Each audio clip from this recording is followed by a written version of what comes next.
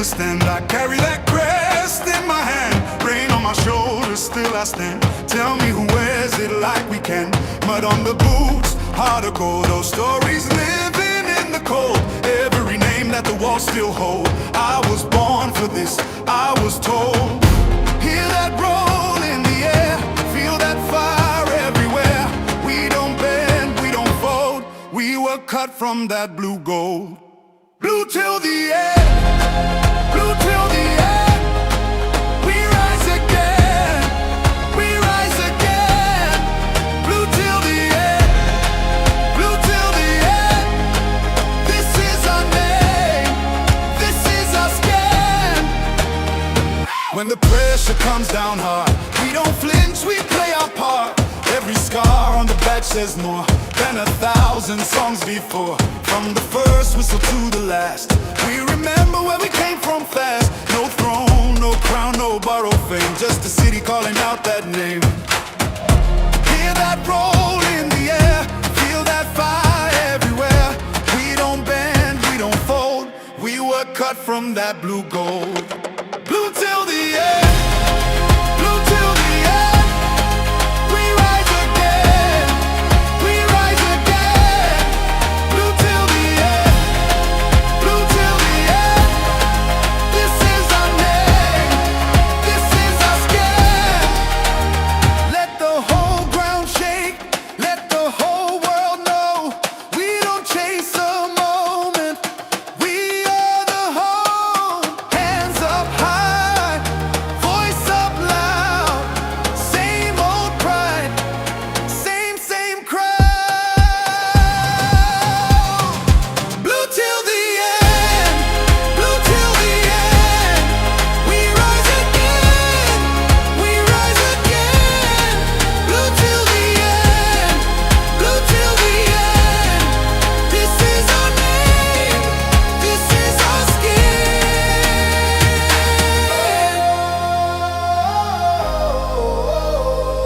Yeah. Ooh. Blue till the end, blue till the end. Loyalty stays even through the storm.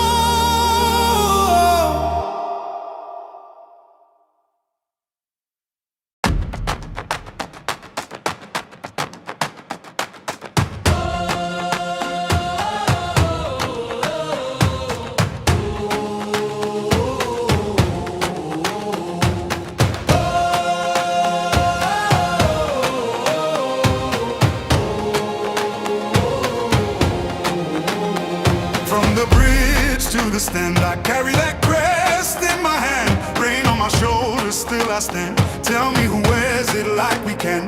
Mud on the boots, heart of gold. Those stories living in the cold, every name that the walls still hold. I was born for this, I was told.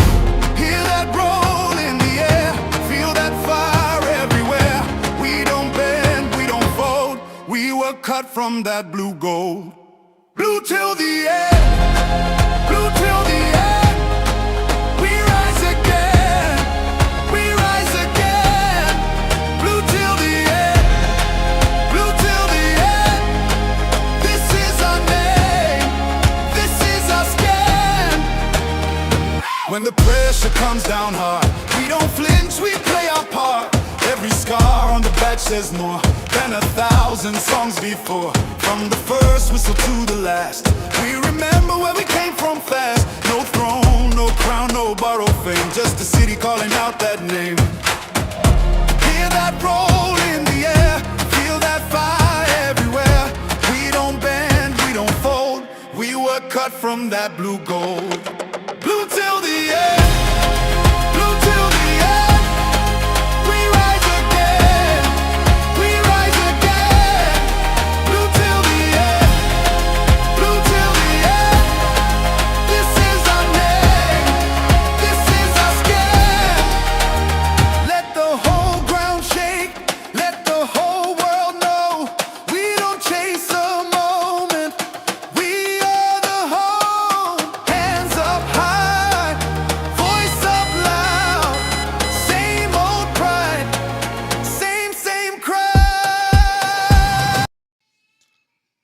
Yeah, people, big up to all of you. Welcome back to Chelsea Perspective. Welcome for another edition of the Chelsea News Roundup show. I do hope you're all doing well. Today we don't have a lot lined up to talk about, but as usual, we'll go news hunting on my favorite X account timeline, Vince, and scroll through it. If we find anything interesting, then we'll have a conversation about it. But we'll talk about John Stones wanting open to join in Chelsea. We'll talk about where we are with our pursuit of the Bosnian Begovic. We'll talk about Trevoh Chalobah and a whole lot of other stuff that I'm quite sure we will find on Vincent's timeline. But once again, more importantly, I do hope you're doing well. And if you haven't, please do take a second, drop a like on the video, and also do subscribe to Chelsea Perspective if you haven't once. And I have to remind you, we haven't forgotten that we promised you a giveaway that we were going to do the moment we hit 30K subscribers. We're there now. We're just waiting for our community members to learn that we've started streaming consistently. Then, yeah, we will do a giveaway so that the OGs in the house will get the opportunity to participate and get a chance to win. The first person here, yeah, I'm an employee of the community in Mod Manor. We need just one more like. Can you be our hero? Smash that like button if you haven't, and also do subscribe to Chelsea Perspective if you haven't. Always number one, hero or more. Always nice to see you. I appreciate you. And Mod Manor with a joke here. It's getting smarter and smarter. He says no Arsenal fans here allowed. Just kidding. Welcome. Appreciate that joke, Mod Mana. It's learning quite a lot, starting to act more like a human being. It knows a lot about Chelsea Football Club and football in general. Of course, it should, because it's an AI. All right. Without wasting much of your time, we will go news hunting as promised. Yeah, no need dwelling, and hopefully I get more panelists join me here so you can get diversified opinion. Always important, and not listen to I alone waffle. And Mahir Omeragic says, is there an official announcement Leverkusen is asking for Bosnian Begovic? I've seen 30, then 42, then 50 floated. I'm not sure how much the asking price is, but it should be around, not up to 50, I think around 30 to 42. That's all I've seen. I haven't seen anything suggesting 15 million pounds, except if you're saying 15 million euros, then maybe. I think we'll get the deal across the line. There's an update, which I don't know whether to believe, because yesterday I read a report from, what's his name? I can't quite remember who's a popular account, or not popular, I'm not that popular, but reputable. To some extent, I must say, did say something that suggests he'd already agreed personal terms with Chelsea Football Club, and today I read something that suggests otherwise. So I'm not sure which to believe. But keep dropping the likes on the stream, people. The likes do go a long way. I appreciate you all finding the time to join the conversation this particular evening. It's still 6:09 p.m. CST for me. So let's see. Let's go news hunting. Let's get on with it. First item here, this says that Juventus are exploring conditions of a potential deal to sign John Stones. I'm going to say off the bat that they're just wasting their time. I'm not sure they can afford his salary, pay his agent, and then the sign-on fee because he's a free agent. Italian clubs are known to penny pinch. They don't pay a lot for players these days. But there's also a report that suggests, I think Simon Johnson on Substack suggests that, yeah, he is open to joining Chelsea. And some reports are suggesting that we've already commenced talk with his camp, trying to see if it is doable for us. I hope we sign him. I think he will make a lot of difference. Even if we had the plan to sign, we've always had the plan to sign 2 CBs. I wouldn't mind John Stones making them 3. He is a winner. He comes with winning mentality, wealth of experience, and the younger ones in the group will learn a lot from him. And he's a consummate professional. But more importantly, he's an excellent ball playing centre back. And I'd argue the reason Man City probably didn't push to extend his contract, definitely because, yeah, that would mean them paying him nearly twice as much as they're already paying him. So sometimes, usually, that's what big clubs do. If it gets to a certain point, they don't look to renew a player's contract. If they're not able to sell him, they just, let the player leave. Sometimes because, he's served them well, and they wouldn't mind letting him leave as a free agent. But Mahil, if this is your first time here, welcome, feel at home, express yourself. All we ask of you is just to keep it civil. I appreciate you finding the time to join the conversation here on Chelsea Perspective. Thank you so much for that. And this is John, UNC a lot. John, can you break that down for me? That you've used the code word, or maybe I'm old, I don't understand what you mean by that, John, but give me a hand. I can't complain. I cannot complain, and that is for Sean Abiona. Sean, thank you for joining the conversation. I do hope you're doing well. And remember, for all of you in the chat, Modmana is an AI custom made for Chelsea Perspective. It can answer questions, Chelsea-related questions, historic questions, football in general. But sometimes you can get a few things wrong because we're still training it. But it does know football very well. It can get something like who is the current Chelsea manager wrong, or it can suggest that certain players are still at Chelsea whilst we've sold that player in question. So, but you can ask Modmana questions or start a debate with it. At certain point, it will let you know that, I'm done with you, because, it's designed not to keep going back and forth with a single individual. It had an issue during our last stream. We're working to fix that. All right, I'm good. Always nice to see you, Sean. I appreciate you finding the time to join the conversation here. All right, let's see. We'll continue news hunting here. All right, let's see. Sean is asking, do you see us possibly getting a new goalkeeper? It's tight. I get it. We did address some, I think a single report a few days ago that suggests we're looking to sign FC Porto and Portuguese international goalkeeper in, what's his name, Diogo Costa.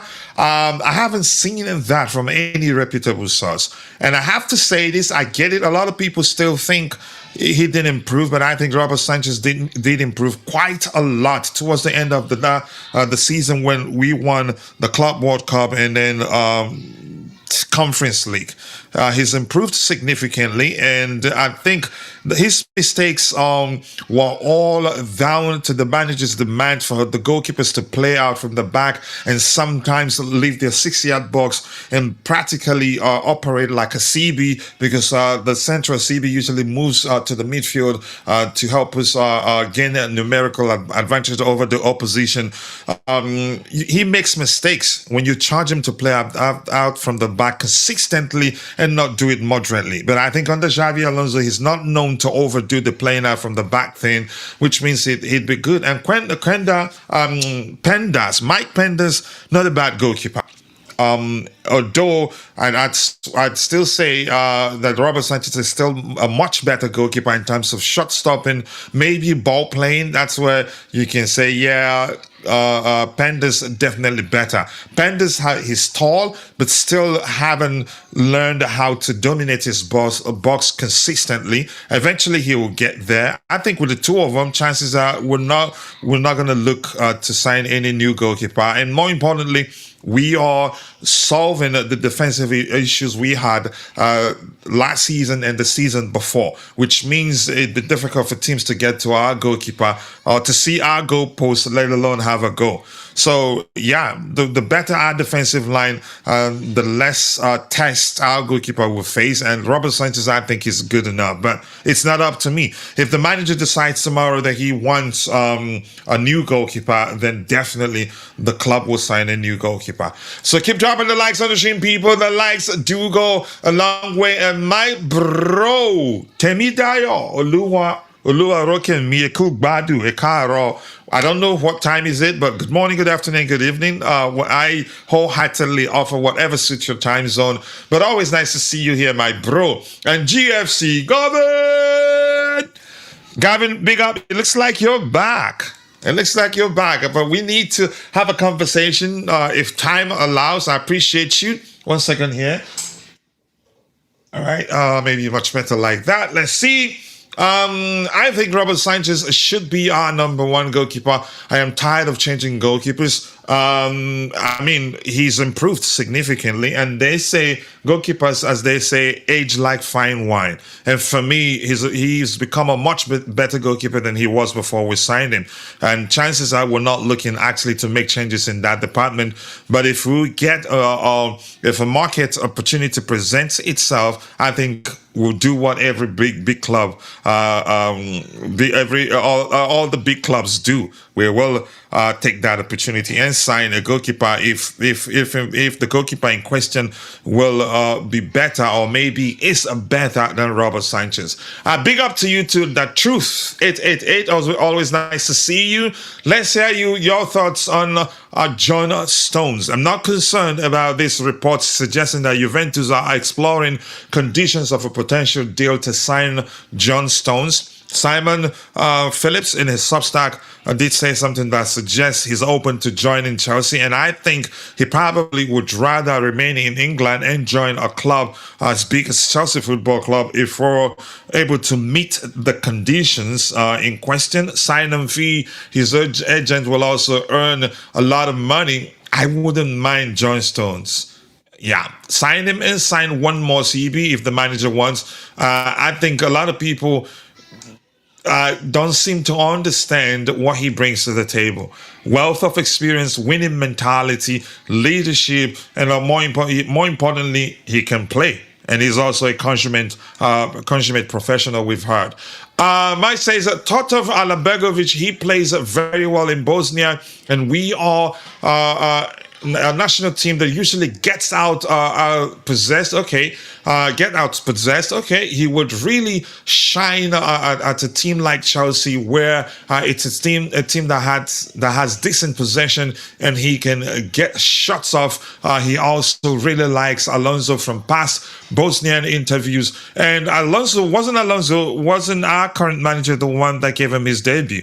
So I think he'd be happy to come play under Xabi Alonso. And I heard, according to reports, he was on the verge of joining Atalanta until he got a call from Xabi Alonso. But there are conflicting reports out there. Some suggest that we have no agreement when it comes to personal terms.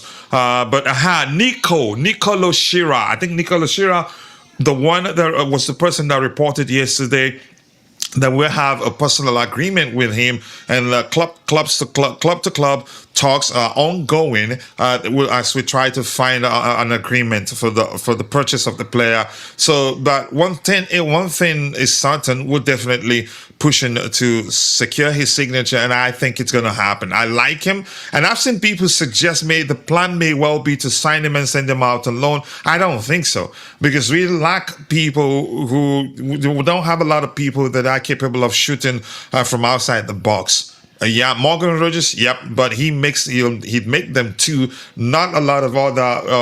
Look at the players we have on our, they are currently at the club. Not a lot of them shoot from outside the box. But for the Bosnian Begovic, he can shoot very, very well with left foot, right foot, and he's capable of creating space for himself. So we need that sort of player when we play against teams that defend deep.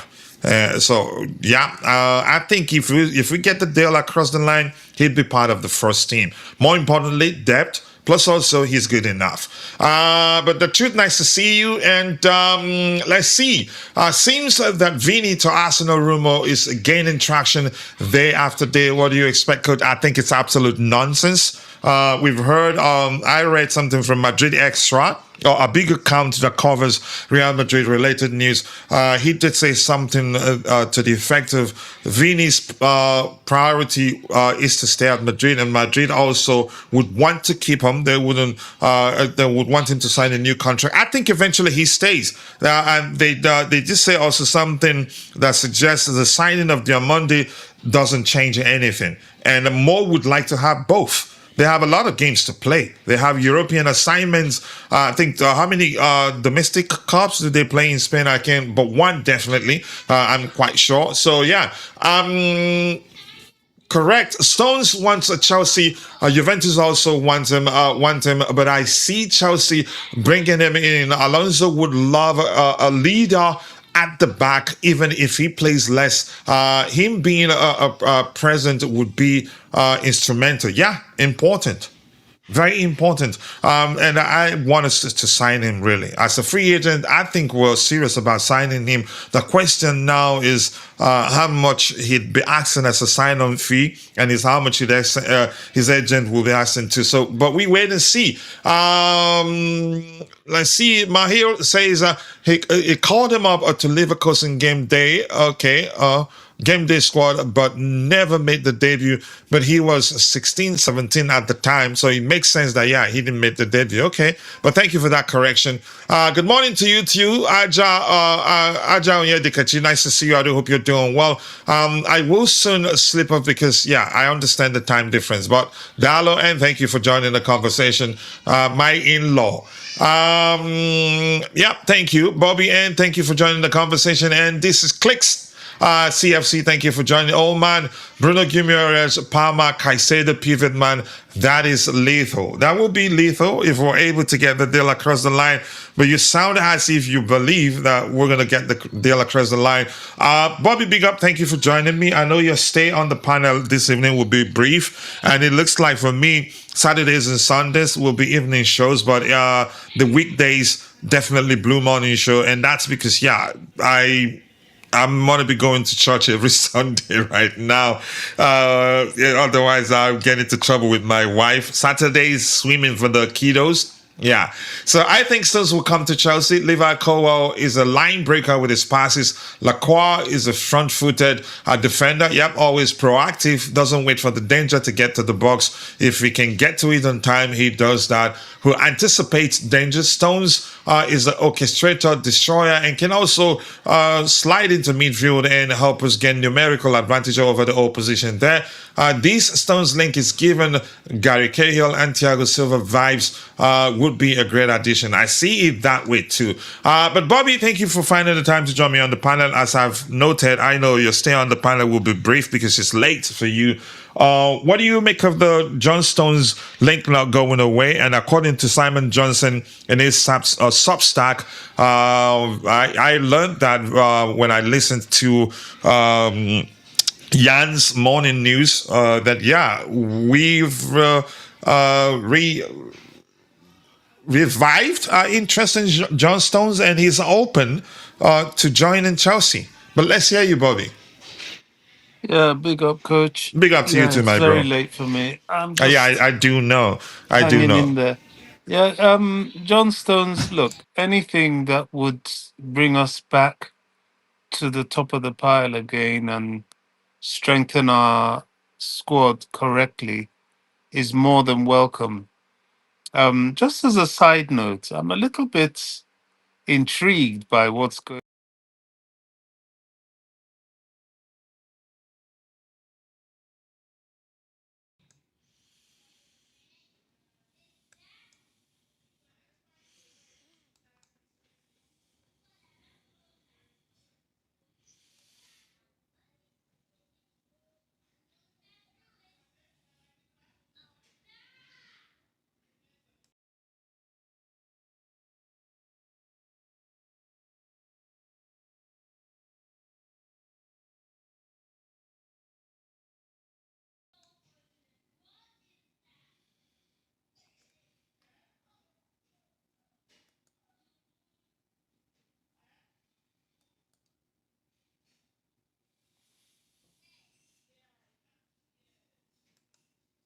They got the best of everything, and they're Mhm. all there. Just I don't know. It's not a challenging situation, and definitely the thing that's keeping those players there is the money.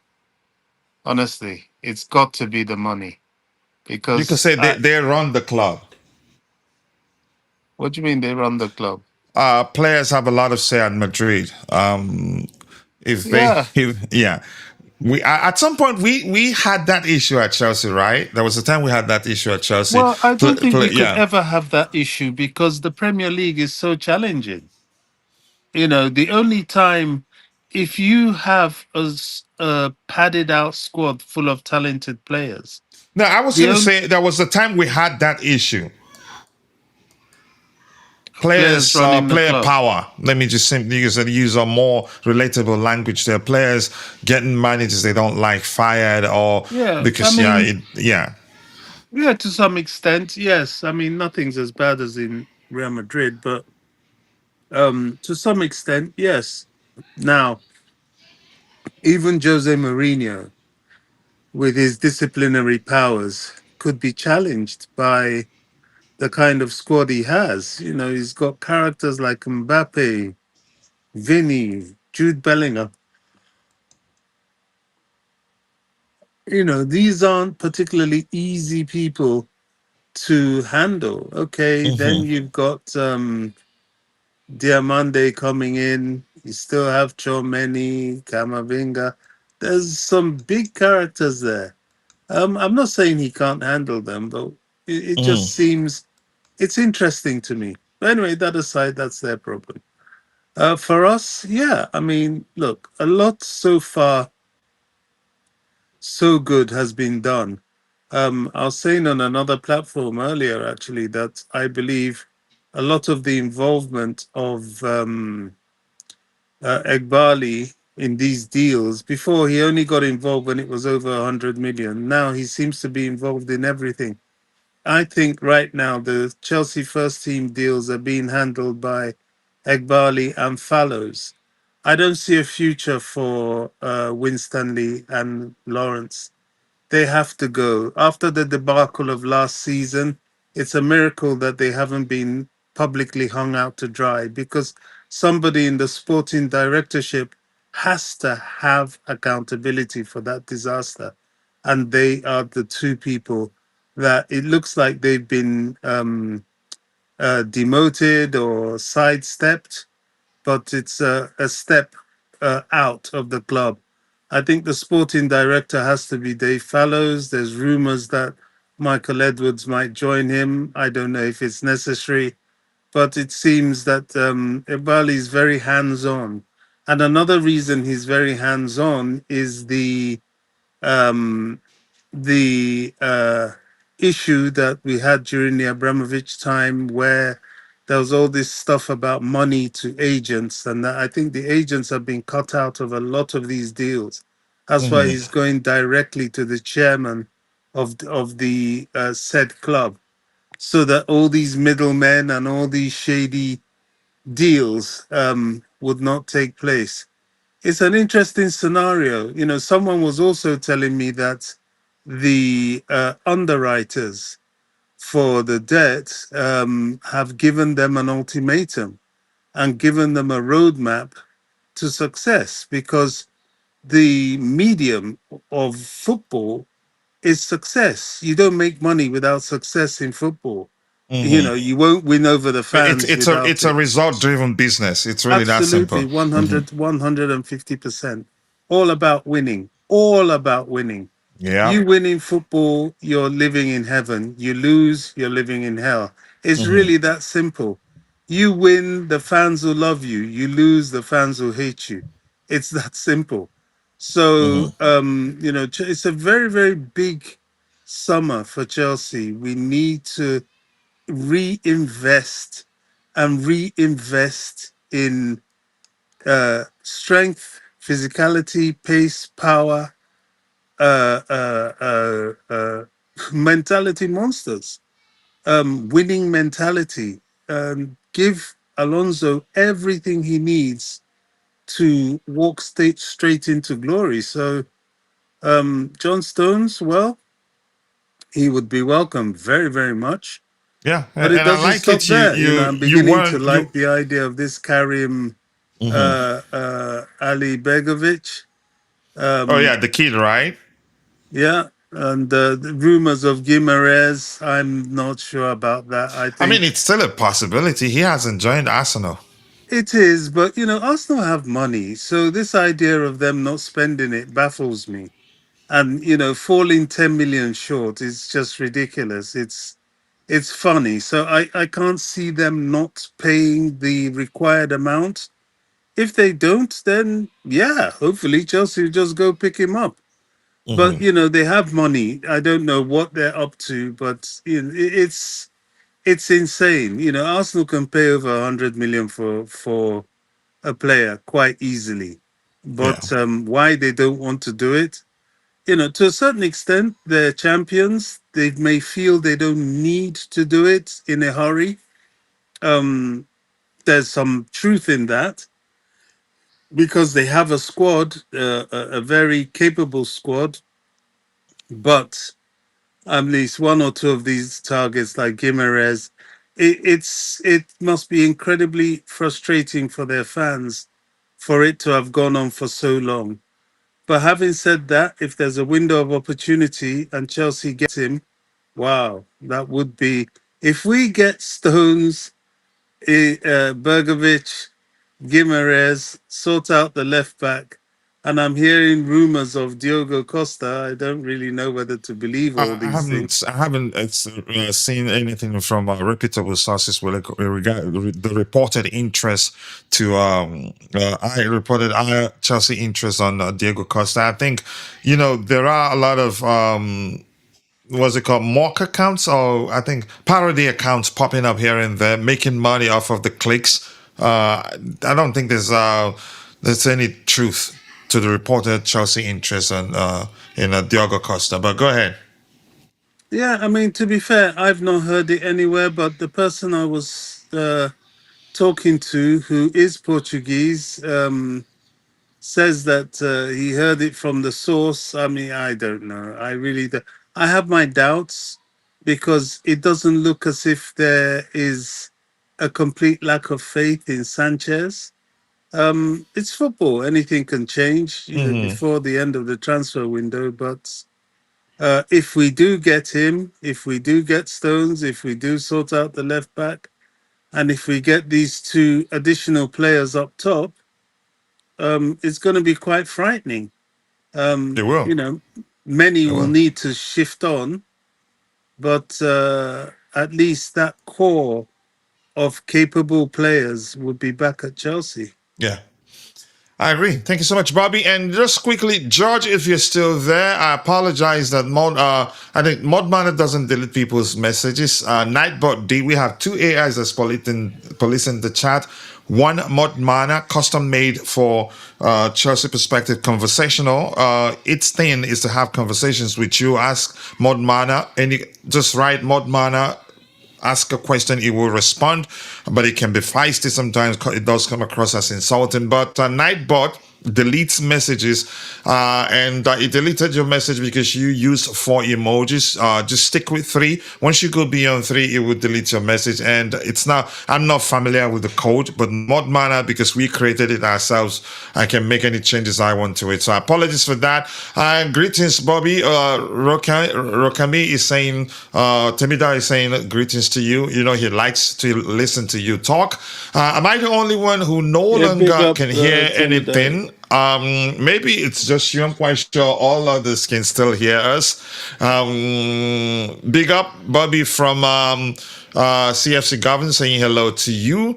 Big up, Bobby. The truth also. They all like you. I'm gonna start blocking Hey, all those Gavin, I've people. not seen him for a while. Gosh, Yeah, yeah. Gavin, I think he yeah, surfaced he yesterday used to again. stream. Yeah, big up to all in the chat. It's always a pleasure, really. Yeah, I'm gonna start blocking them. They're saying too much hello to you. All right, Dre strongest 21-22. I need Gin Stones at Chelsea, and I hope it happens. We all need them. And the truth says Igbali is a shrewd negotiator. He just needed a coach and a sporting director in Dave Fallows guide him in the right direction and vision. Igbali goes straight to owners, and yeah, we talked about the importance of Dave Fallows in all the changes we're seeing of late. So I don't think we should take that for granted. We might be going back in for Alex Scott. Yep, that's one of the things we'll talk about. Alonso needs a very mobile, energetic midfielder. Gumieres is not that mobile, but he brings experience. But I am still confused about the truly financial situation of the club. Not as a lot of people make it out to be. With our recent non-profitable season, coupled with PFA restrictions, aren't we supposed to be limited financially? So you're surprised at how how we've been able to sign the players who signed already. We're making sales. Let's just stick with that. I don't want to go deep into it. I'm not a finance. I'm not a football financial expert, but I'm just going to stick with we've made sales, and if you do the mathematics, I don't think we've spent beyond how much we've made already from sales already. If that has happened, it wouldn't be that much. And the truth says here, there's not been a team that won the Premier League in the last 25 years who did not have a world-class goalkeeper. We need one. Okay. Let's see. Bobby is the Fabrizio of Chelsea Perspective, while Dante is the David Onsen, and Coachila is the president of us all of us of us all. I'd rather be Fabrizio or David Onsen, but I get it. I like it. Thank you. I appreciate that, the honor. And we have the captain of the community in Constantine Dante. The Aussie man, so busy he couldn't go to the stadium to watch the boys train and get some videos for us. By the But more way, importantly, before Dante talks, yeah, I gotta say, those Aussies, we gotta raise our hats to them. They welcome Chelsea. They're really out there in force, and it's only a lot of training. them. Yeah, that's really impressive. Really, Mhm. really impressive. That's how to do it. Yep. That's how the Aussies aren't taking prisoners. They don't really get to see these players like we do all the time, and the Americans don't either. But the way the Australians in Sydney have welcomed the team is fantastic. Absolutely Yeah, About I think five it's to ten thousand came to watch them train. That's brilliant. that's huge. Yeah, That's that's huge. brilliant. Yeah, big up, guys. Dante, big up to you. How have you been, man? Not too bad, not too bad. I told you a little bit. I was a bit tired, so I couldn't make the last couple of shows. Just You just lazy. when I saw you changing the time 2 times, 3 times, I fell back asleep, unfortunately. So yeah, You were like, what the heck? but yeah, no, it's All fine. right, It's all we're good. still on Johnstone's, Dante. I'm sure you've seen the reports out there. I'm quite sure you're not going to be concerned hearing that Juventus are also exploring conditions of a potential deal to sign John Stone. I don't think they have the money because they'd have to pay him a sign-on fee, pay his agent, and plus his salary. I don't think any Italian club can afford him. That's just my opinion. Maybe they can. I honestly don't know. And GFC Gavin saying hello to you. But your thoughts, rumors suggest, not rumors, Simon Phillips is it on or in his Substack that, we've rekindled maybe revived our interest in John Stones, and he's open to joining us. So what do you make of it? And I'm quite sure I've asked you before whether are you open to us signing him, and I remember you said yes, and you did speak at length his experience, his winning mentality, and all that. But let's hear you. It looks like we're getting serious about that. I don't think if we sign him, that would mean if we had the plan to sign two CBs, would just end up with one. I think we still sign those two more. But go ahead. Yeah, and just about the Australia game. Yeah, I'm not going because it is far away. I'm in Melbourne, so I'm 900 Yeah, no, kilometers I away. did remember that. I'm just pulling your legs. Yeah, I got to fly, unfortunately. But yeah, there's other stuff going on at home which I can't go because I was gonna go, but just can't do it. Plus, it's cold. It's winter here, so Oh, is I it don't winter get. there? Yeah. So it gets a little bit cold. Not like overseas. It doesn't snow or anything, but it can get quite cold, especially where I am in Melbourne because I'm down, down under, all the way down next to Antarctica almost. All right. John Stones, yeah, I did talk about him quite a bit, but we need, I think, that type now. Will John Stones be interested in coming? He probably will. But the thing is, he's fit and ready to go, and we know how he hasn't been good with his fitness. People haven't seen his record. He hasn't played that much because he's had a lot of fitness issues, unfortunately. But when he has played, he's always been very good from what I've seen. He's played defensive midfielder. I saw him play centre back. I think I saw him once play right back, inverting into. He's very versatile. I mean, that's down to his footballing intelligence. It is, yeah. Unfortunately, the body's not quite responding because, like I said, he hasn't played much because of injury. But it's a low risk for us to get him because you're not going to risk much. It's a free transfer; it doesn't cost anything. I'm sure the salary will be all right as well because he knows he's not going to get in his next salary. There's no way he can get what Man City gave him. There's no one out there, I don't think, that can do that. To be honest, and also promise him minutes because that's probably key for him. He's 31, I think, not quite 32 yet. So he's still pretty good age for a defender. They can go to a 34, even 36 these days. So he'll be very valuable in the squad, just like you said, experience, winning mentality. Being under arguably the best coach in Pep as well. So yeah, look, he's been there, he's done that, and he'll bring a lot of experience. And probably won't play every game, but with us not having Europe, etc., for a defender, that's easy. He can play every game, no problem. I think that's what it'll come down to because he's not 34, he's 31. Who's going to promise him minutes as well? Not just buy him, and sit on the bench and play once every now and then. I think where he is in his career, and especially after the World Cup, where he did very well as well at the World Cup, we just see. So I think he'll probably demand the starting role wherever he goes because otherwise, I don't see him sitting on the bench or wanting to teach young guys, etc. Could be, but I don't see that happening. I think he's got his fitness back, his form back, and he was playing for England. He was the starter for England. So, yeah, look, definitely get him if we can, 100%. He'll add a lot of valuable experience in that Do dressing you room. see him going to Italy? Juventus can do it. They do pay for defenders. That's one area. Striker and defenders is where Italy pays usually. They like, that's very important for them. So um, they could pay, and I think they would have money to give him a bigger salary. There's a lot of, I think them and Inter Milan have the highest wage bills, so they do pay a bit of good salary because they get most of the time, like you say, they're cheap, quite cheap. The players they get them on a discount or a free transfer. But when they do go there, they do pay them pretty well. The so-called stars, especially experienced players like older. Italy loves their older players. If you look at there, you're going to see in every team, 30-year-olds everywhere, 32, 33, 34. They're everywhere in the team. So they do like the old heads. And yeah, I think he could go there. They could probably offer him. But like I said, it depends who's offering more, as in minutes. That's number one, I think. And we'll just have to wait and see.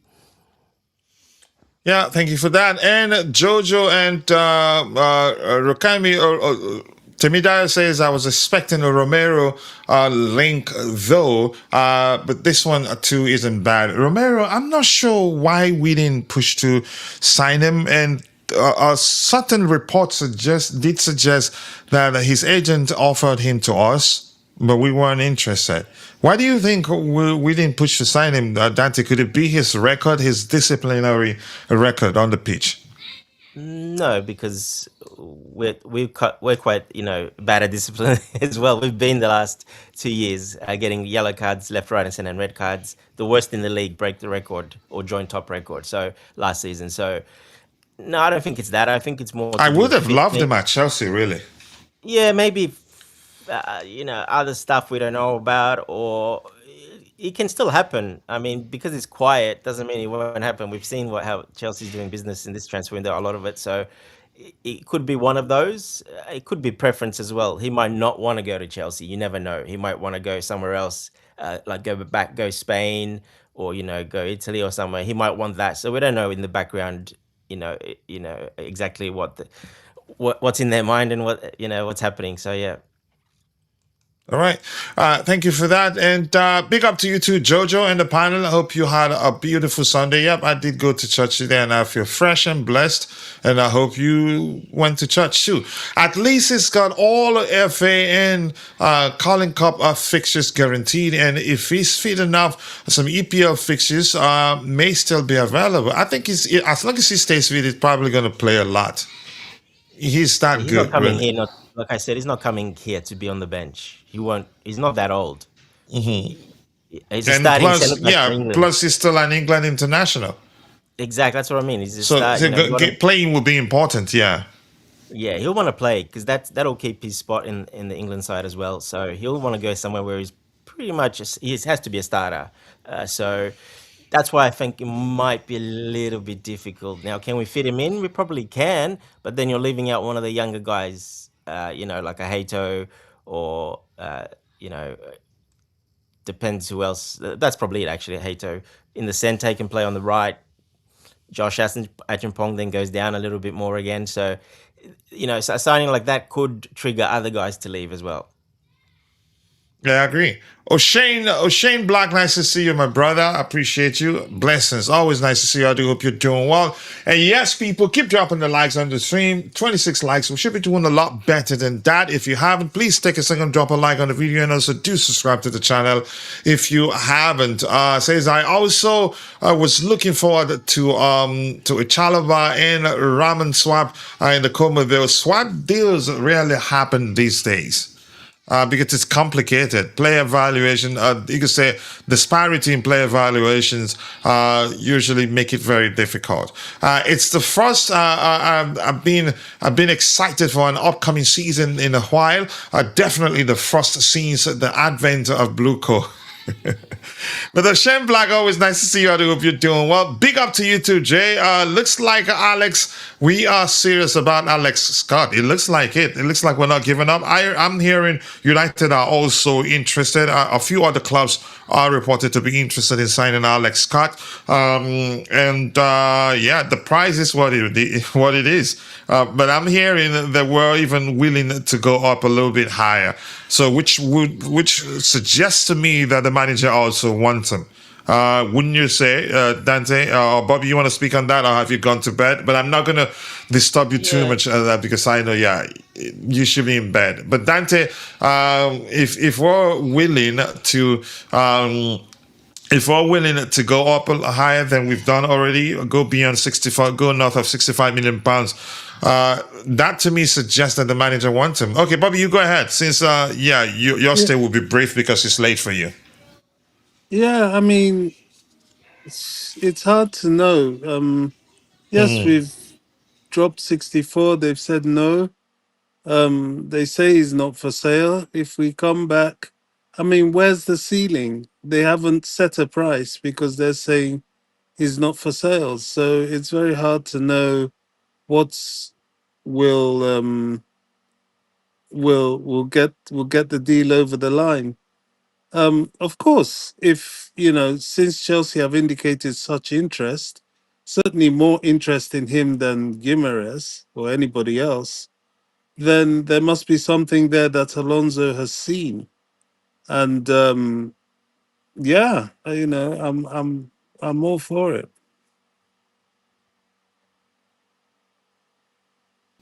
How about you, Dante? And I want you to, what do you think of my opinion that if we're willing to go north of 65 million pounds, that reflects the fact that the manager really wants him? Yeah, look, I'm not sure. Did Fabrizio or Ornstein say anything about this deal? I don't think they have. No. So that's why, I mean, Pletigol, I saw where it's coming from. Been wrong on many occasions, so I don't know. Look, he's got his new contract coming up as well. This could be another one of those. Don't be surprised. Maybe he signs a new contract. Here's why I think this is a little bit different. I apologize for cutting you off. After the signing of Morgan Rogers, he liked the post. Okay. And he followed Morgan Rogers and following a lot of about how many 6 or 5 of our players. Yeah, because they but go ahead. Together in the youth ranks. They've been in the youth ranks together growing up, all of them, most of them. So they know each other. All the English boys know each other. That's from every country. If you're starting really young at a club and you come up and then you're in international England for the under 18s, 16s, 18s, 20. Yeah, so they kind of know each other, most of them. But yeah, look, I'm not sure if it's true.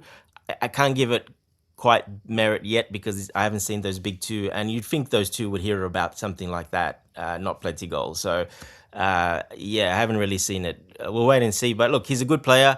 I was going to ask you whether you like him. Yeah, he's a good player. He's box to box. He runs a lot. When we talked about last time, he reminds me of Mason Mount a lot. He does that, just But running I'd say a little bit more equipped than Mason Mount. a little bit. But don't forget what happens when you run that much and exert a lot of energy. And You know, you can, you can say, yeah, when you run that much, usually you can say, prioritize your industry, and hardly ever looks beyond. Coaches hardly ever look beyond your industry to recognize that you have all the other tools yeah. in your disposal, which you can say, yeah, was the case of Mason Mount. Managers always want him to be on the pitch and to run, run, run, run, even when he's tired, even when it's clear that that he was mentally tired at the time, needed a break. Tuchel didn't give him a break. I understand the point you're making there. Yeah. So, So that's how he uh, plays. That's yeah. how he plays at Bournemouth. That's his role is basically can be playing the 6, can play in the 8, can be pushed up a little bit in the 10 as well. But because he's very good at running everywhere, covering a lot of space, and just Yeah. he's got that endurance and that acceleration, exactly about The like overall industry, maybe. very industrial. Just like I said, the closest reminds me of player. It's Mason Mount. Exactly, very similar running style, everything. So yeah, look, he's a good player. We don't really have one of those, to be honest, because uh, he's got, like I said, he's just over the. We don't have like that exactly like for like, to be honest, like him. Maybe Alonso's looking at it that he wants someone like that to have as well. But if you're coming to Chelsea and you're 60 million or however much they're going to want for him, actually more, actually, you're coming to be a starter. Now, I don't. That's the only way I don't kind of understand this one, because he's not coming in to be a starter. You're not starting over any of those players, any of that midfield. To be honest, you're just not. If Enzo leaves, maybe, but until that happens, I don't see him coming in. In It's your just opinion, the likelihood of Enzo Fernandez leaving on a percentage scale? it's probably 50-50 at the moment. Yeah. I would say 80 to 20, leaning towards him staying. Because Okay. It's yeah. the valuation and the fact that Madrid has shut that door, and the fact that Manchester City, they've signed Anderson, it makes it Mhm. difficult. It does.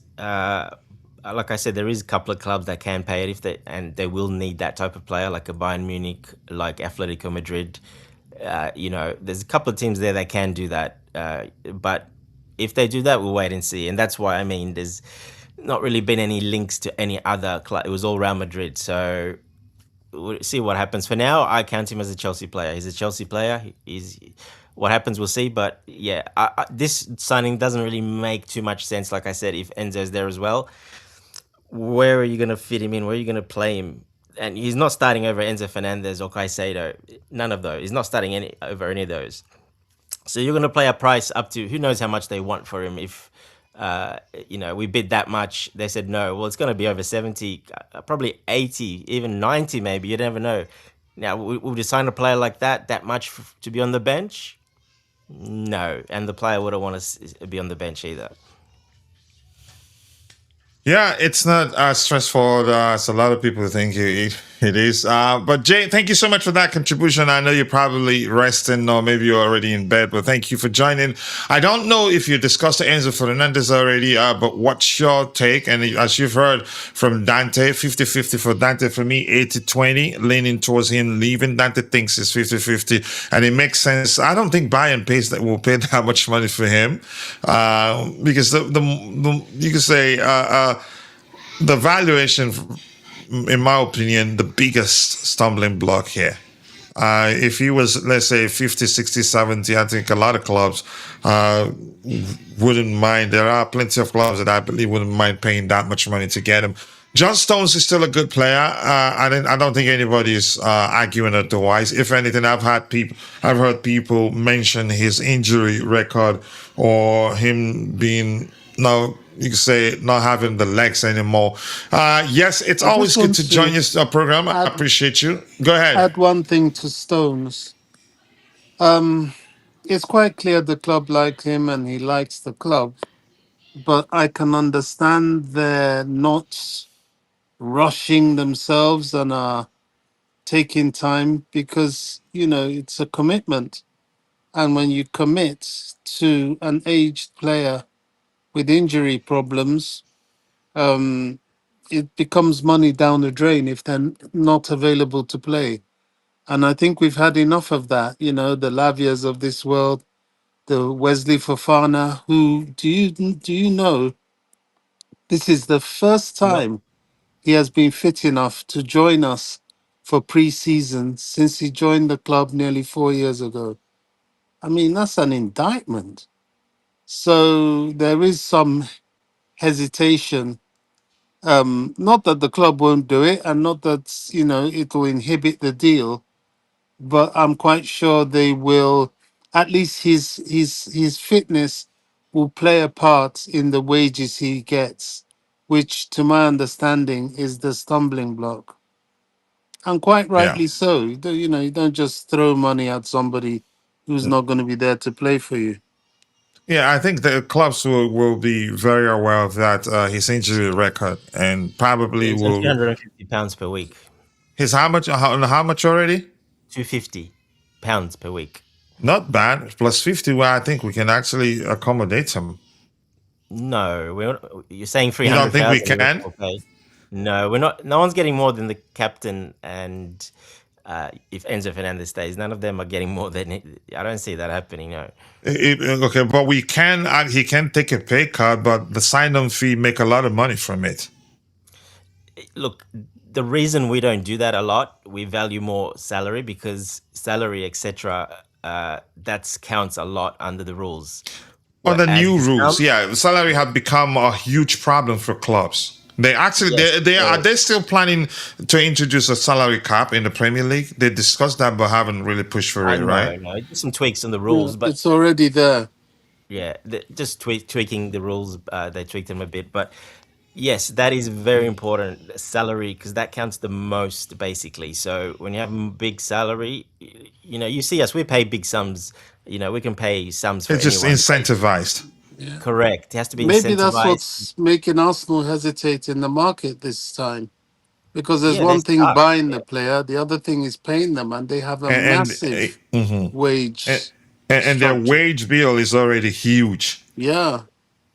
Yeah, the only thing with Arsenal, they only have like 22, I think 21 players that played only. So like a very small squad because of it. They're not a big squad. So they've gone the route where we pay more, very little squad. And, if they get injuries, then they're in trouble. But they haven't had those. So they've been pretty good, except the centre backs. But yeah, look, salary counts the most. Even if he's a free agent, we're not giving him that salary. Okay, So how do you think, what are we going to do to make it work? Since we're truly interested in him, it's no secret anymore. So, given what you've explained, he's already on 250. How is it Well, going to work out? well, that's the discussion, isn't it? that's the There may discussion. Yeah. be there may be image rights he could be offered. That's the discussion.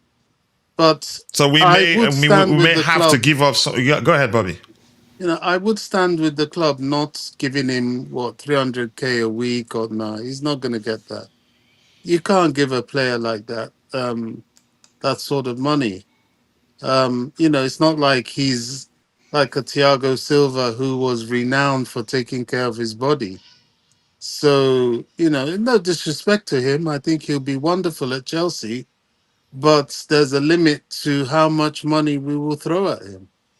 Yeah, and you're right, Bobby. His injury record, etc., that comes into consideration in contracts and etc. There'll be a lot of clauses in there, probably.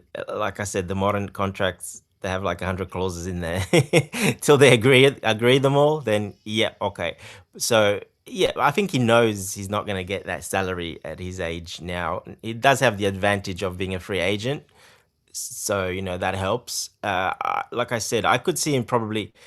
Don't forget the tax is very important in the UK as well. So he goes to other countries where the tax is much lower.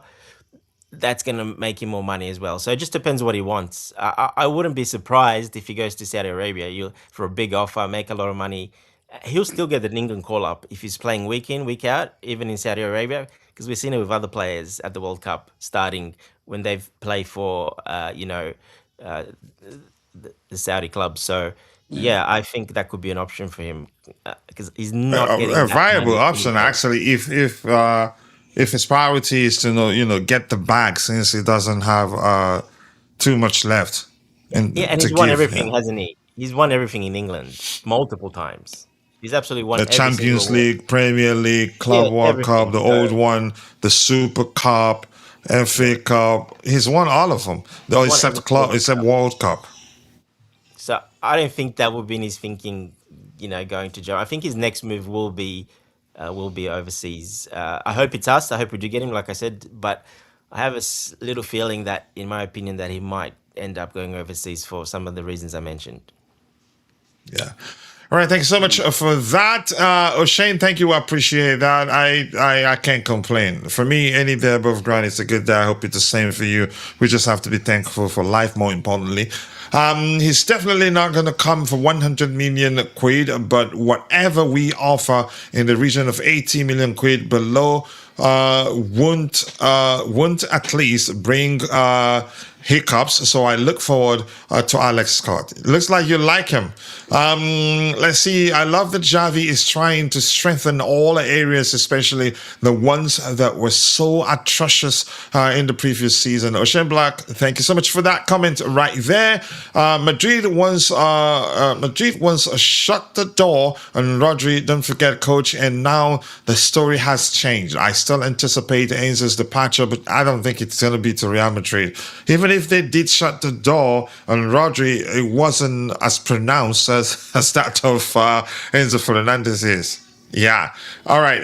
If Rodri goes to Madrid, then Man City might come in for him, since he used to play as a six in Benfica when we bought him. Okay. I don't think it's going to happen, really, but that's just my opinion, the truth. Let's see. It's almost 6 a.m. for you. Ever heard of early to bed and early to rise?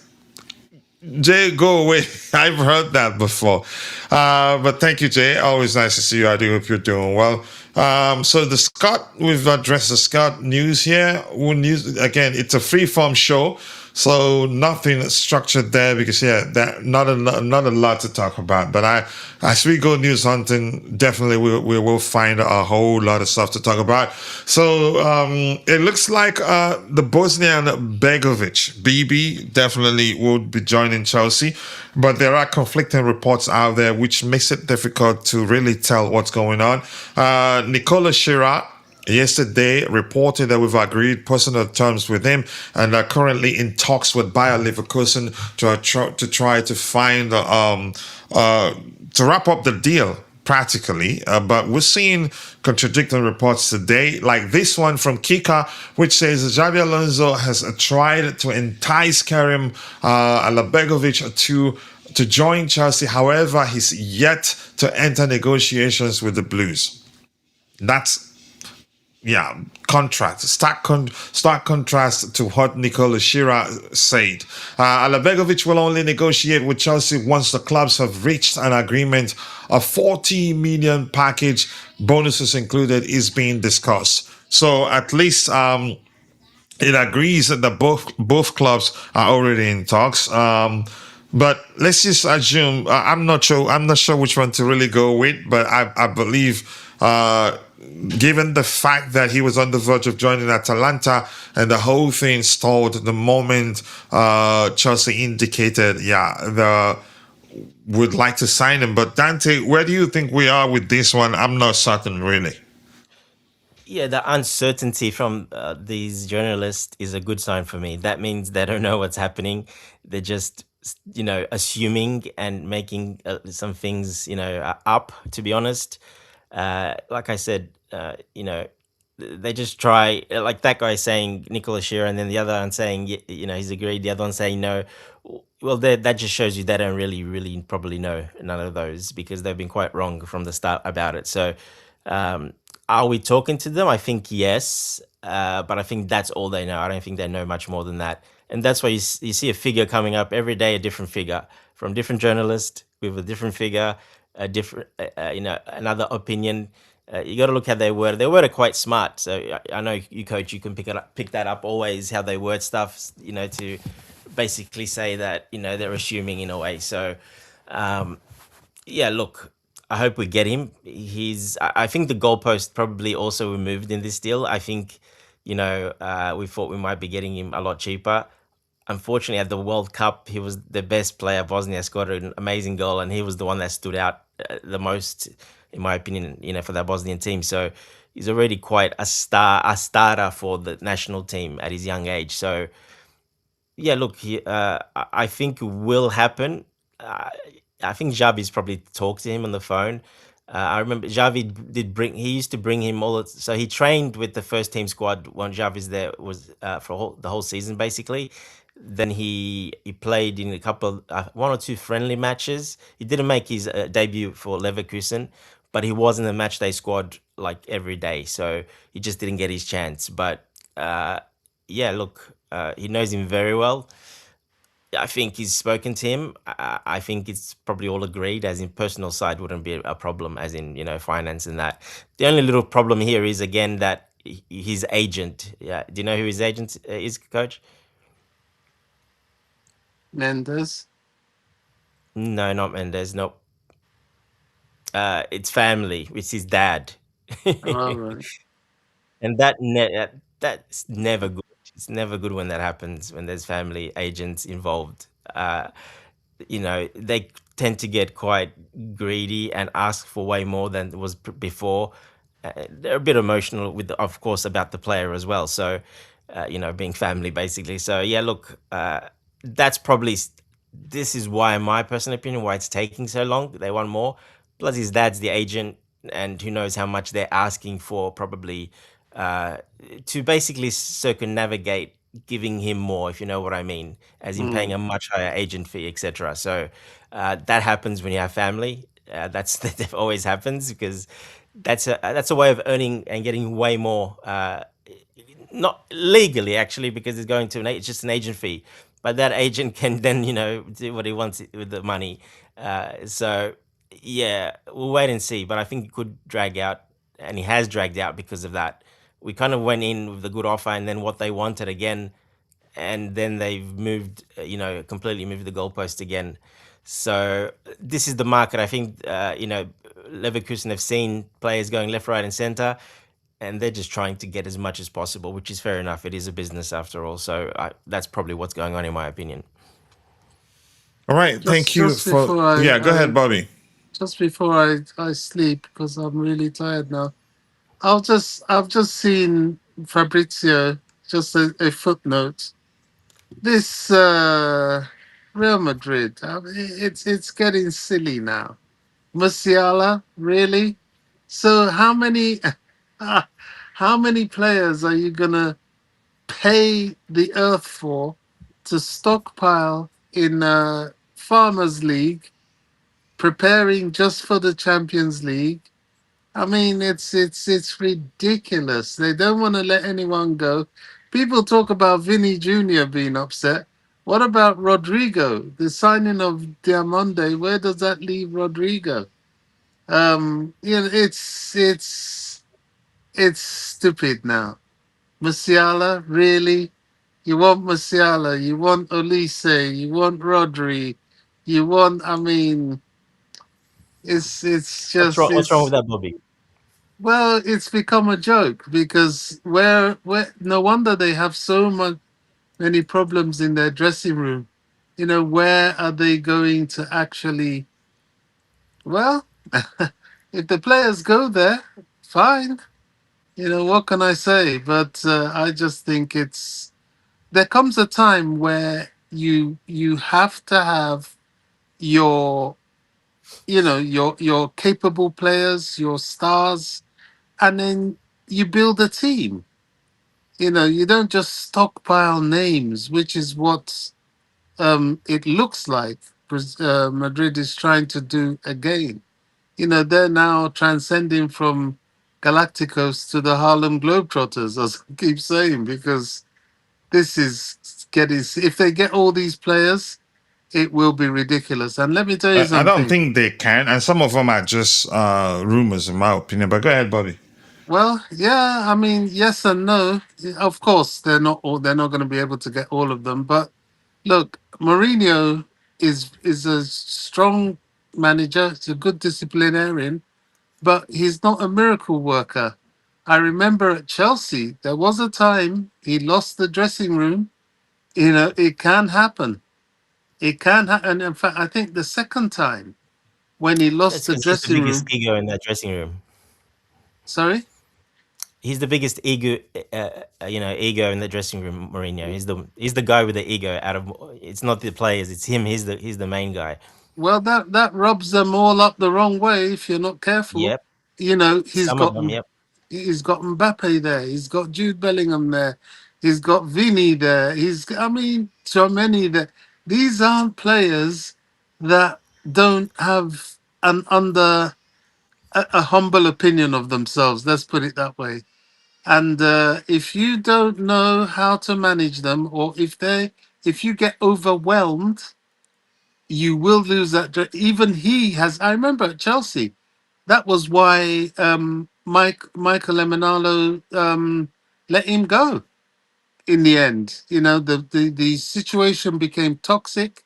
I think we had just got a few points above the relegation zone, which was totally unacceptable during the Abramovich era. And Abramovich told Emenalo to pull the trigger, and he did. So I don't know what they're expecting Mourinho to do, but as you say, he's the biggest ego of them all. It's going to be interesting. One thing is certain, he's not going to even clock the 3 years there. No way. No They won't. chance. Yeah. No chance. It's too much. It's too. However, you know what will save them is that they won't get all these players, but if they get more without releasing any, I mean, it's Mhm. like they're stockpiling these people. They don't want to let them go. Crazy. Anyway, it's their problems, not ours. That cup of tea, and I don't want a sip of it. Yeah. Bobby, do you see Chelsea buying a goalkeeper? According to Eunice, we are looking at Diogo Costa. I think that's Yeah. absolute horse dunk. I don't believe that. That hasn't come from any reputable source. It's actually some parody accounts that started that thing a few days ago. But of course, in my opinion, Eunice is the sort of account that anything that blinks the key clicks, he just throws it out there. Yeah, personally, I don't believe it either. I have heard it from one more person outside of Eunice, but there's no real reference to that. Look, it's an attractive option. You know, all this came from an interview he gave that he's a Porto boy. He would never leave Porto unless then he listed some clubs in which Chelsea was among, and that was it. Everybody started, oh, he's coming to Chelsea. Oh, he wants to come to Chelsea. I mean, I don't see it happening either. I think they're going to stick with Sanchez, Penders, and that's the way forward. And that's not a bad way. I don't know. No, not at all. Sanchez has matured. He's become a much better goalkeeper than he was before we signed him. I He's think so. improving. And under Alonso, not a lot of that goalkeeper leaving his 6 yard box to complete the defensive line as a center back because we're playing out from the back. All He's not this going to be doing sweeper a lot of keeper that, which nonsense. you could argue was the reason why he made 90% of the mistakes he made. If you can Yeah. simplify things at the back, I think he'd be all right because he's an excellent shot stopper. And that's my opinion anyway. And I Pendas totally agree. will I get totally better, yeah. agree. I don't see it. You know, I see Karim Ali Bergovic happening. I do see that. I possibly see John Stones happening as well. Although it's not really doing the rounds up from the big reference points, you know, Hmm. the Fabrizios and the Ornsteins. If Ben Jacobs has he even said it? I don't think so. Hmm. So it's the one they have been talking about is Karim. Is Karim? I do see that possibility. Alex Scott, is that going to go over the line? I don't know. If it does, it's going to be one of these long, protracted battles that go right to the end of the transfer window. I'm a bit exhausted with those sort of things. But yeah, I don't be surprised if we don't make any more than one, maybe two more signings. The left back situation is going to be interesting. Yeah. That's going to be How about you, very, Dante? Go ahead, Bobby. Were you still speaking? yeah, that's going to be very interesting. I don't even know if we're going to do anything there. He seems to be beginning to like um, Hato. And although Landon Donovan is a bit more of a midfielder, but rumor has it that he has been using him in the left back position, although he's a kid. He's a very young kid. I don't know. I don't know. That area is interesting, and I think if we do anything, we'll do something there for sure. All right, Dante, how about you? Let me read that question to you. Bobby, okay, now, Dante, do you see Chelsea buying a goalkeeper? According to Eunice, we are looking at Diogo Costa. Like you said, probably doubtful. I think what did I saw? He did an interview a couple of years ago now, asking, because he's been a top keeper for a long time, Portuguese He keeper. has, So and we've been looking at him for 1,000 years now. yeah, and he's been that Despite his guy. young age, it's like Yeah, Donnarumma. They're yeah. young, but they've been around forever. Mm-hmm. Yeah, so he's been there for a long time. And so in the interview, he said, he was kind of asked, "Do you ever see yourself?" He goes, he doesn't see himself ever leaving. He wants to pretty much retire there if he can. He said, and loves the city. Parents, family, everyone. He said basically he was saying he doesn't want to go overseas. In that interview, so he wants to stay there and be basically a legend for Porto. Now, Porto might not agree to that, and things can change, but that's what he said in that interview. So he's very grounded. He doesn't want to go really from there. So you have to be very, very enticing for probably to go. But the way he was talking and stuff, it came to me that he wants to stay there. He doesn't want to go. And you have sometimes those type of players, because I really do think he would have been gone by now. Like you said, we've been linked for the last 6 years with him, and not just us, plenty of clubs, but he's never left. So yeah, and when I saw that interview, I'm like, okay, yeah. And now looking back at it now even more, it's starting to make sense that I don't think he's ever wanted to leave, or to because he would have had heaps of offers. I just think he refused them all. He doesn't want to leave Lisbon and Portugal. So we'll wait and see. We wait and see, indeed, really.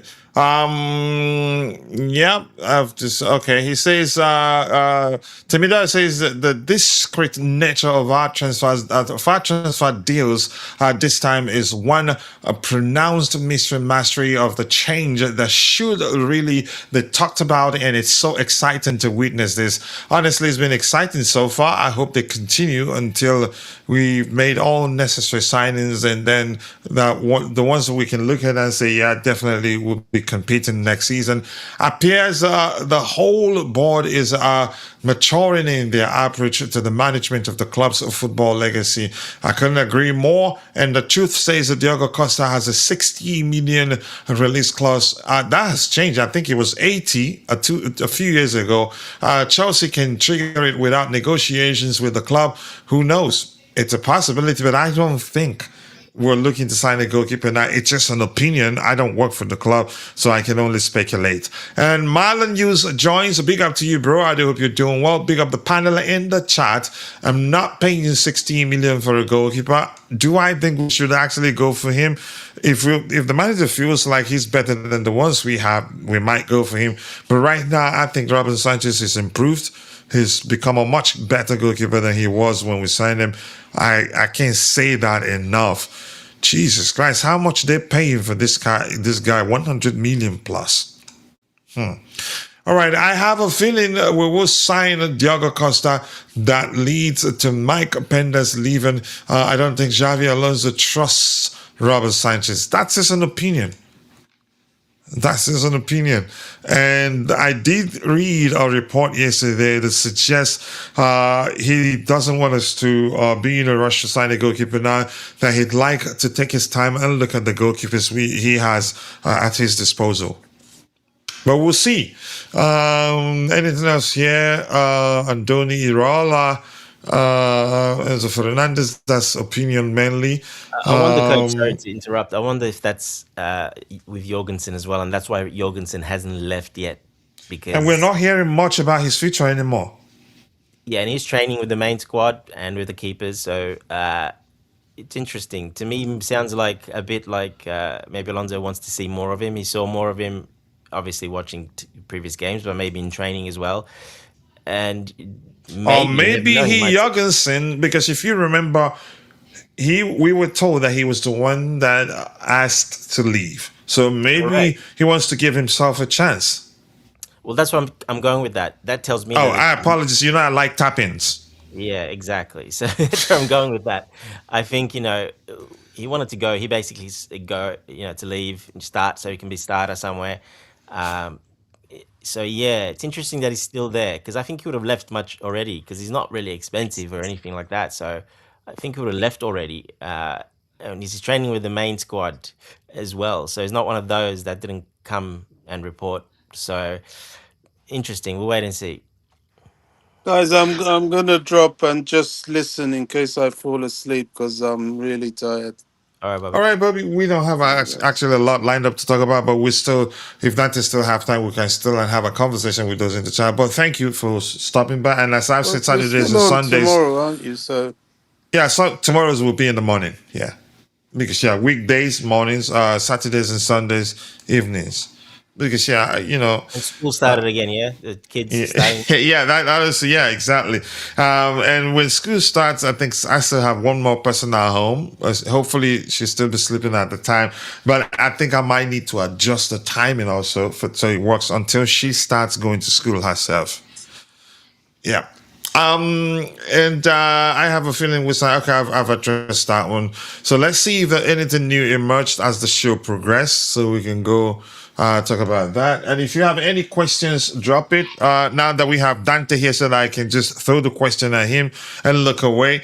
Temidar says, still cannot find the rationale behind fans being overly skeptical about Sanchez's ability. To be honest, I think an improvement is the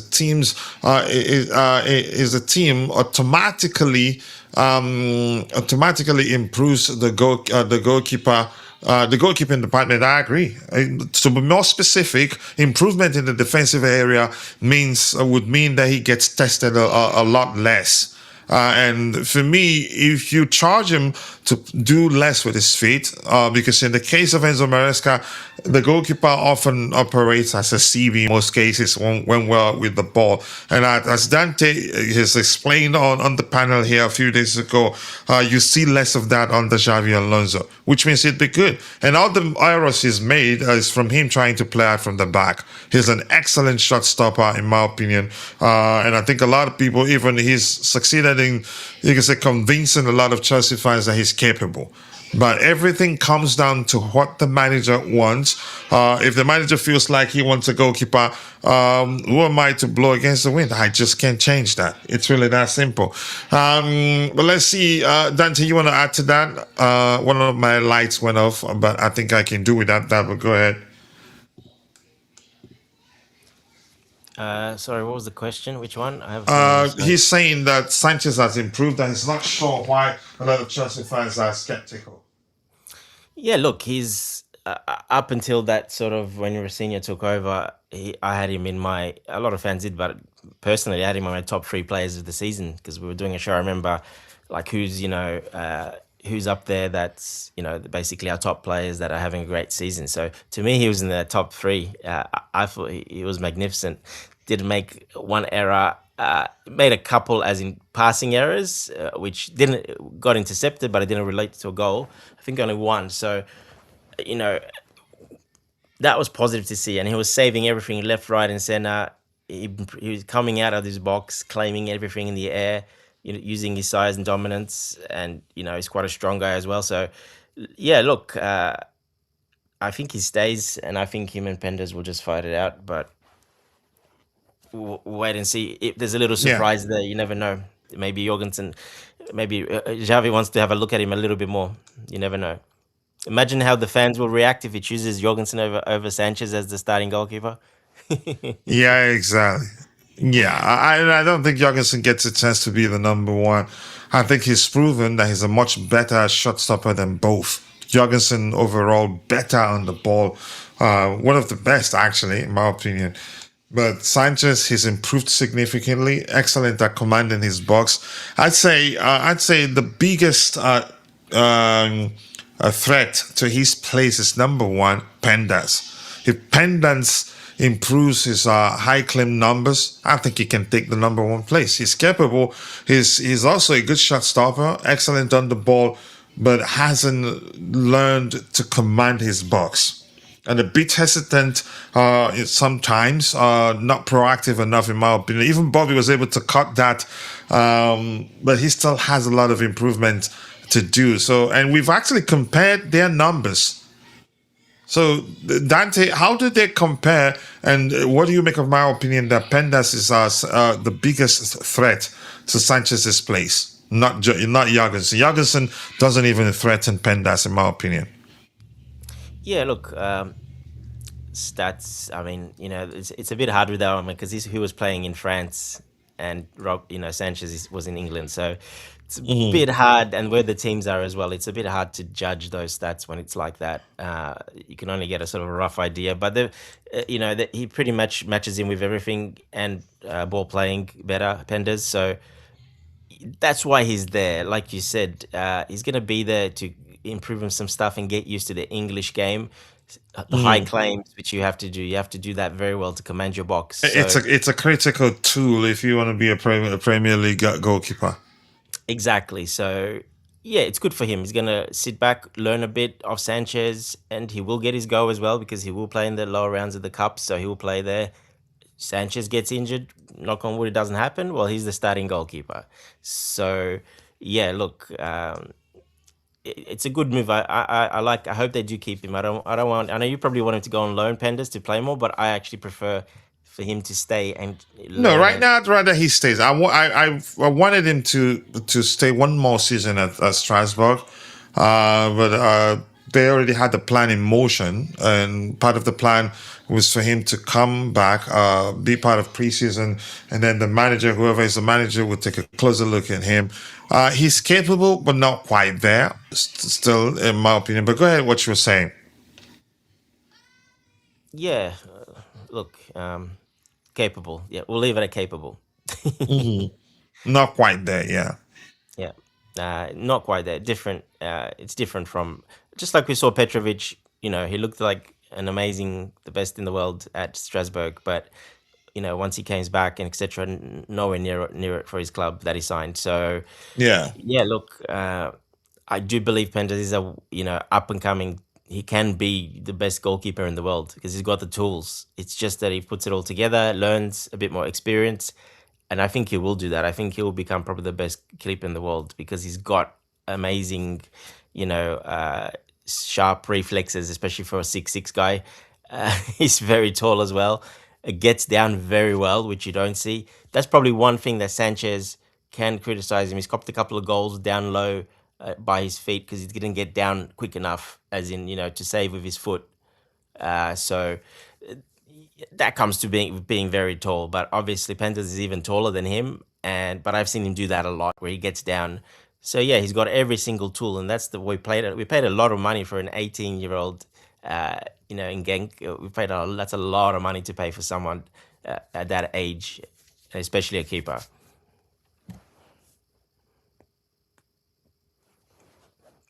Yeah, you're muted, coach.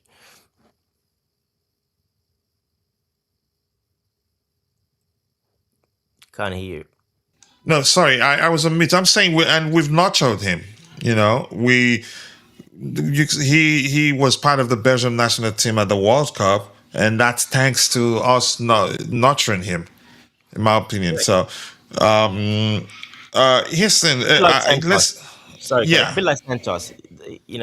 Go play there, earn it, play, come back, and if you're good enough, you stay. Unfortunately, he probably didn't in that position was stacked, and he didn't really prove enough. Even in my opinion, I don't think he proved enough for us to actually keep him, to Or pay you could say, a or lot of money. guarantee him playing time. Correct. So just like Penders will be, the pathway is there. Strasbourg one season, come to Chelsea. We'll see when you get your opportunity, because you will in the cup games, and they'll then decide at the end of this season: is he going out on loan, or is he staying? To take number one goalkeeper, or do we have to sign another keeper? So yeah, we'll see what happens. But yeah, there's no guarantees. Yeah. Jay, big up to you, and thank you for finding the time to join the conversation this particular evening. Where we are, we're talking about, I think, who asked that question there? It was a question posed to Bobby. Which one is that? Oh my goodness. Okay, Jay, should we be looking to sign another goalkeeper? And if you think that Pendas and Sanchez will be enough, which of them do you think will be in the number one? That's the second question. And the third one is, what do you make of my opinion that Pendas is the biggest threat to Robert Sanchez's number one place and not Jorgensen? But big up, Jay. More importantly, I do hope you're doing well. Big up, guys. Big up, coach. Big up to you too. Jay, Um, nice and early. Woke up nice and early. yeah, exactly. I go to bed early and I wake up early. I don't know why coach presumes that I'm, awake and I I need was to go mixing to bed things at. up. Why do you think I need to go to bed at 5 a.m. in the morning? Okay, you win, Jay. You win. It depends. If you stayed up I don't all even night, blame like you. I do a lot of the times, maybe you can, yeah. I don't even blame you because when I was at Michi's channel, I had a reputation of being 2 a.m. Jay. So Yeah, people exactly. And think his I am. shows are usually at this time, right? Yeah, people think I'm a night caller, but that's not the case. um, Vendors, yeah, I would absolutely agree with Dante. I think Sanchez. I don't know what I got confused with the question, but I think Sanchez is the undisputed number one, and I think Jorgensen and Dante. Sorry, what am I doing?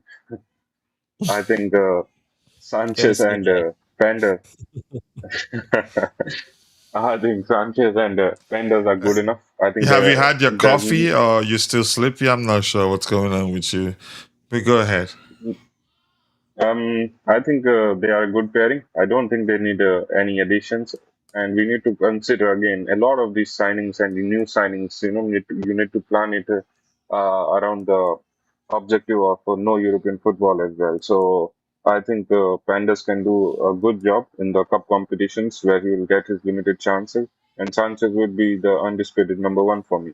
It's not going to be that easy for him to replace Sanchez as people think. He will just come in and he will replace Sanchez is not a bad goalkeeper, especially considering that Alonso is not, desperate and he has some fetish of a ball playing goalkeeper. He does not. Mm-hmm. He's very, very, very. I think he wants a general goalkeeper who can be good at shot stopping and.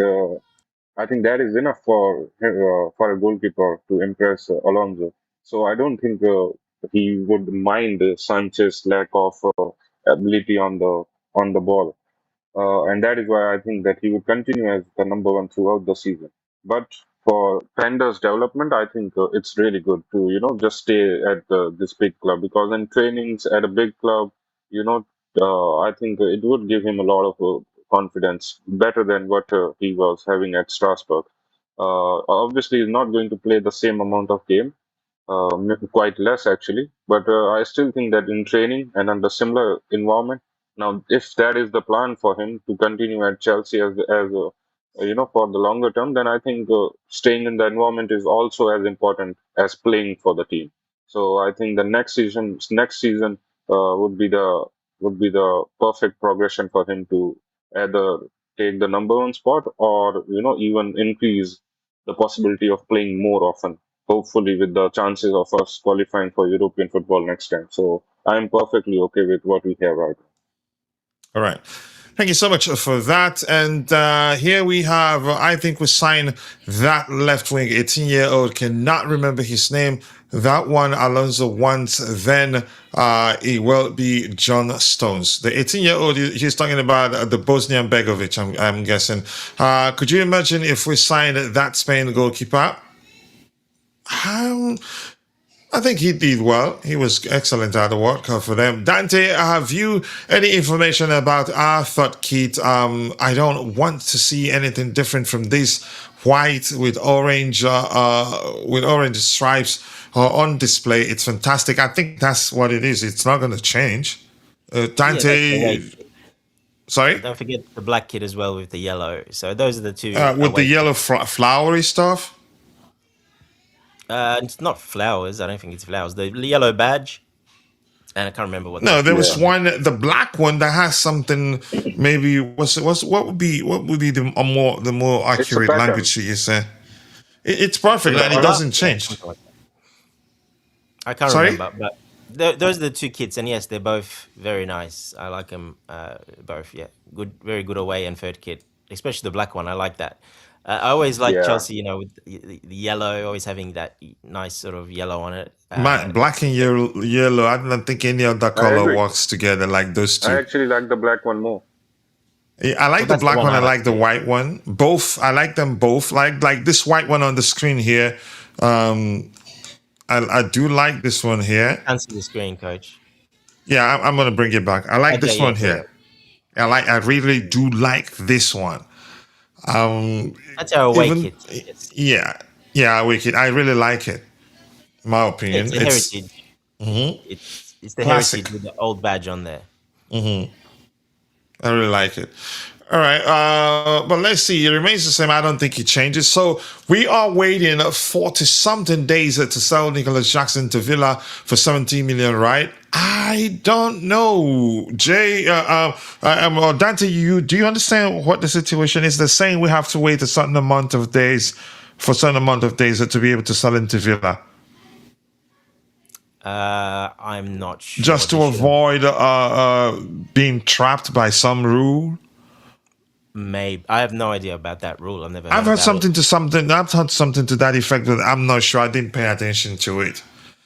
But I think that's for multiple, but it's only if we're not dealing to them, a lot, so yeah, Garnacho obviously, but it's a loan, so it's a different, when it's a sale as well. So yeah, I don't know. I don't know of any little thing heard anything like about that at all. but again, rumors suggest that we're already in talks with them. Yeah, that we are talking definitely. Yes, they need strike. They need two strikers because Ollie Watkins. It looks like he's going to Manchester United from what I just saw Fabrizio post a few hours ago. Instead of Turkey, he looks like Manchester United are bringing him in. I think so. So it looks like they're definitely signing Nicholas Jackson, and it'd be accurate. Yeah, I wouldn't. You could say argue against anybody that suggests we probably already agreed a price.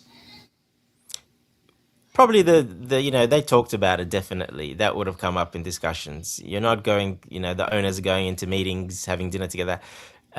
Doing that that deal, then yeah, they definitely probably talked about it already. Just trying to get the Which is, by player. the way, to be clear, not an offense. It's not an I know offense, people no. will suspect, people will, you can say, peddle agendas or and all that, but it's not an offense that they had conversations at the top level, ownership level. For me, it's no offense in any way. But go ahead, what you were saying. Yeah, and that happens usually when the deals are massive. That the owners usually will get involved because they need to sign off on certain things. So they do get involved. But we know Egbali. I've seen him. He goes to most of our games, even away. I see him at Strasbourg games.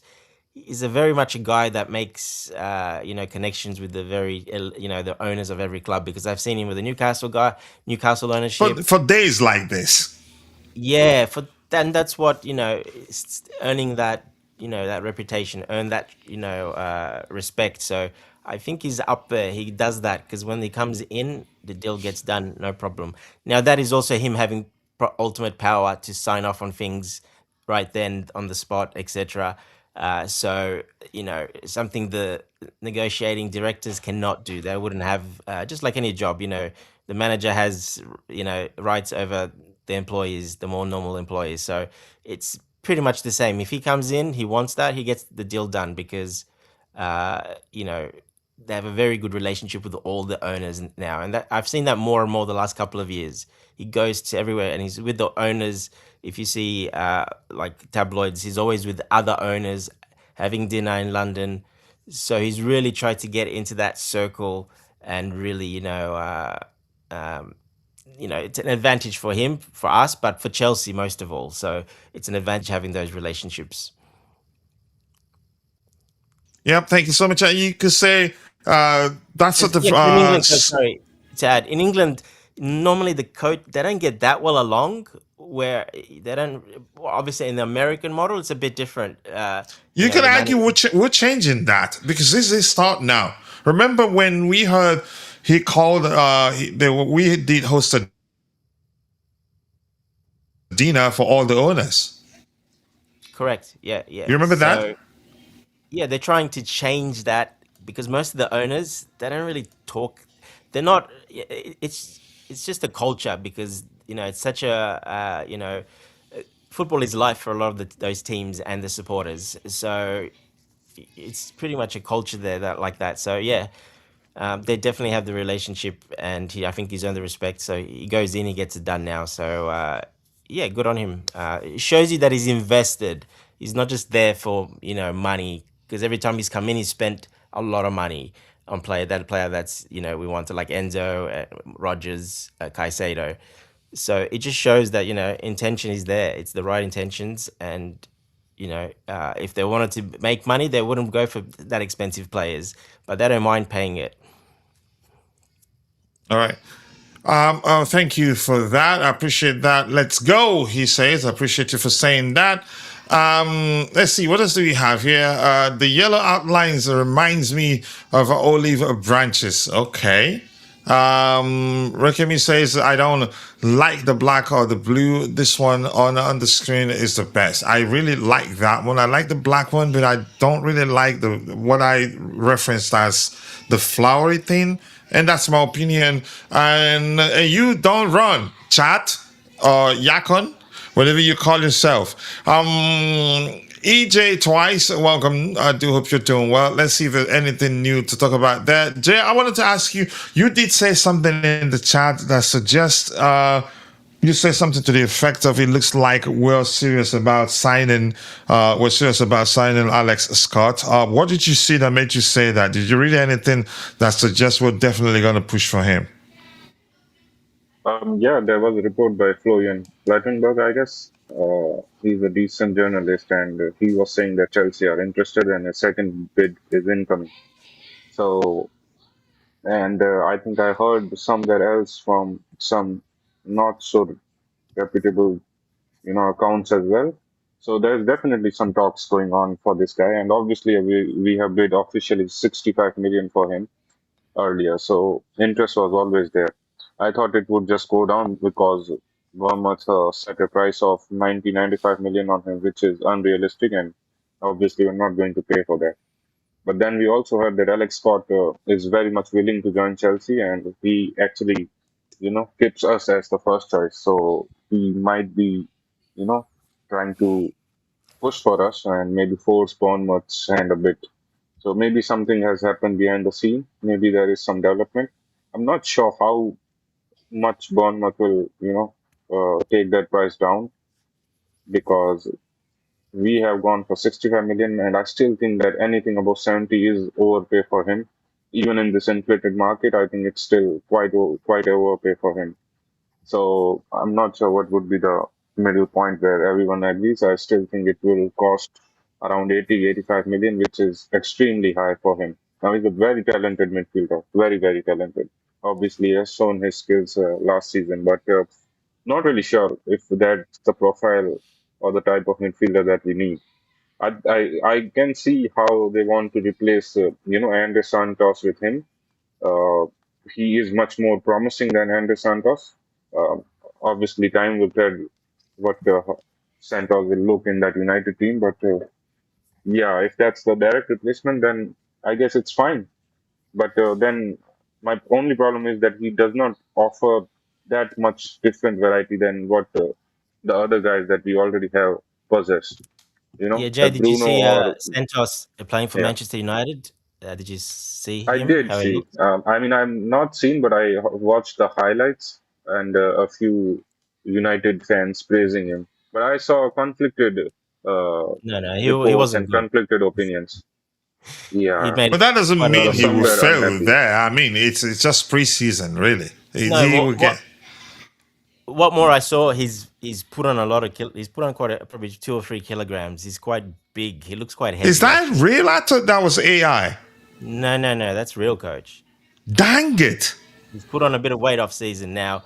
He's added a lot of meat.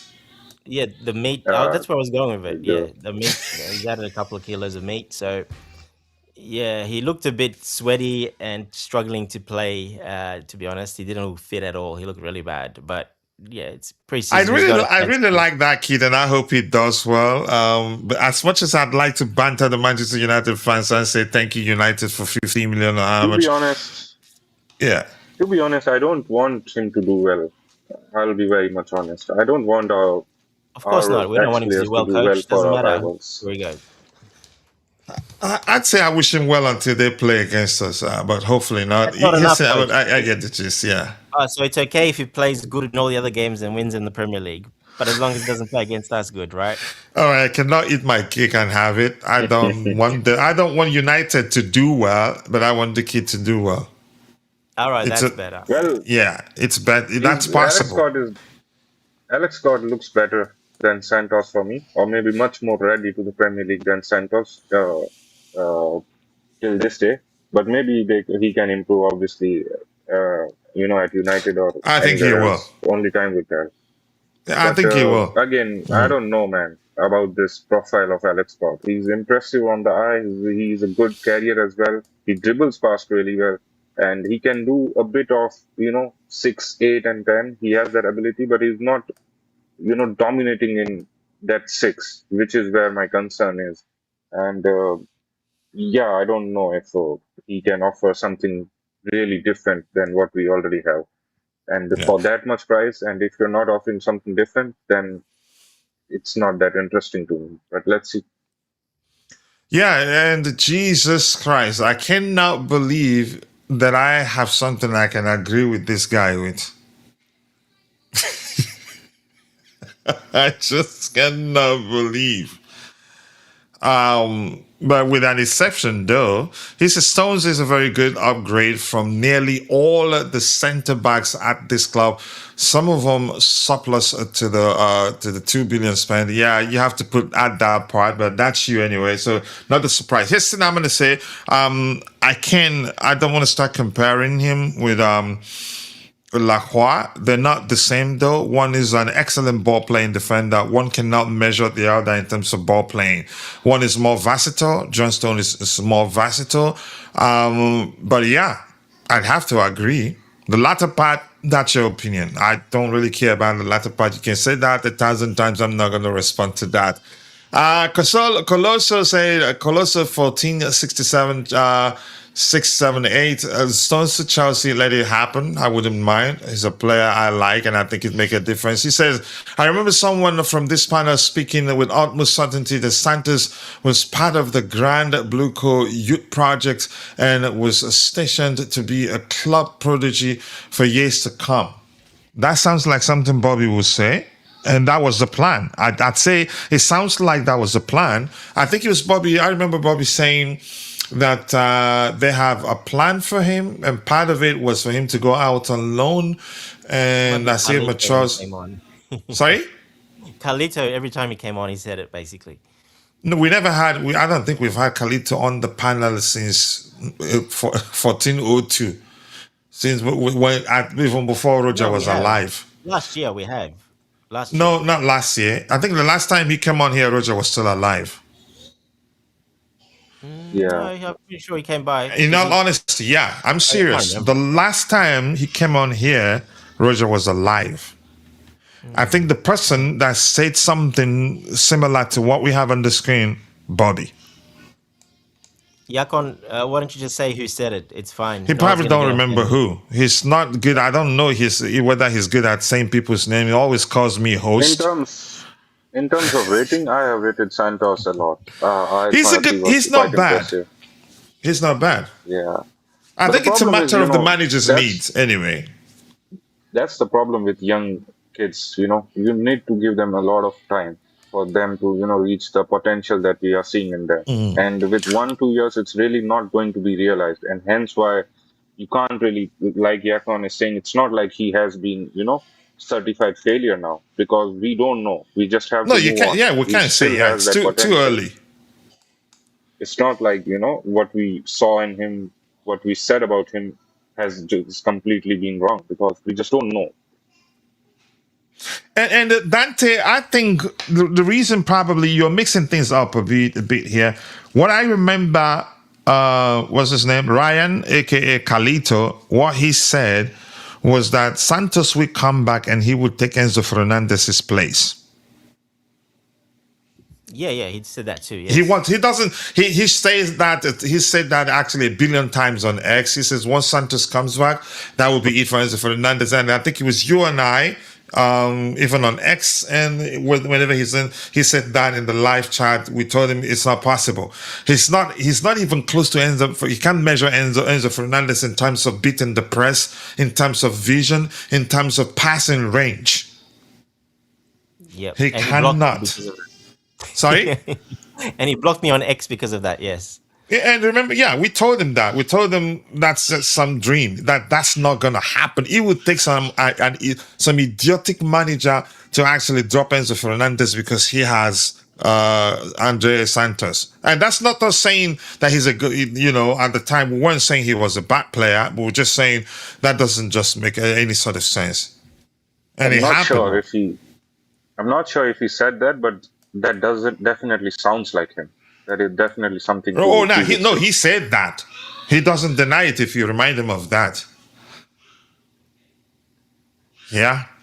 Yeah, and a few Chelsea fans actually, not just him, a lot of Chelsea fans were saying that because Enzo Fernandez, until the period when he started scoring goals and a lot more, some people would tell you basically he doesn't offer anything. Even after he started scoring goals, crashing the box and scoring goals, there are still people who come here and say he doesn't score goals.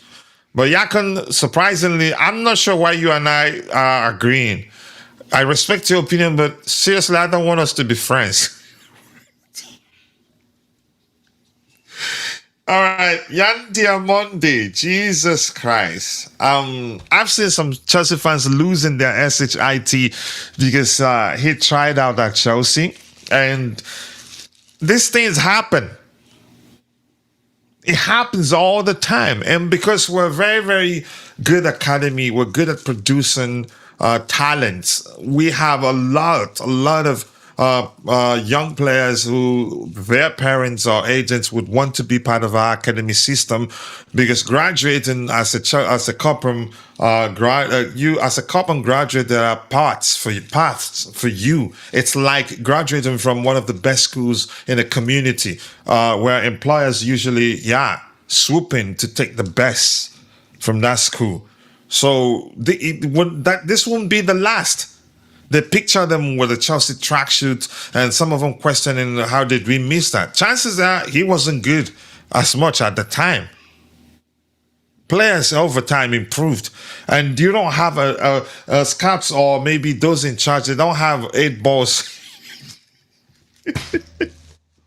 They don't have magic lenses with which to look at the player and see the future of the player. Players improve over time and become much better. Players usually, sometimes you're not able to tell the sort of player they become in the future. It happens all the time. Yep. Some But develop Coach, fast, others need more time. Simple as you that. need to go church more often.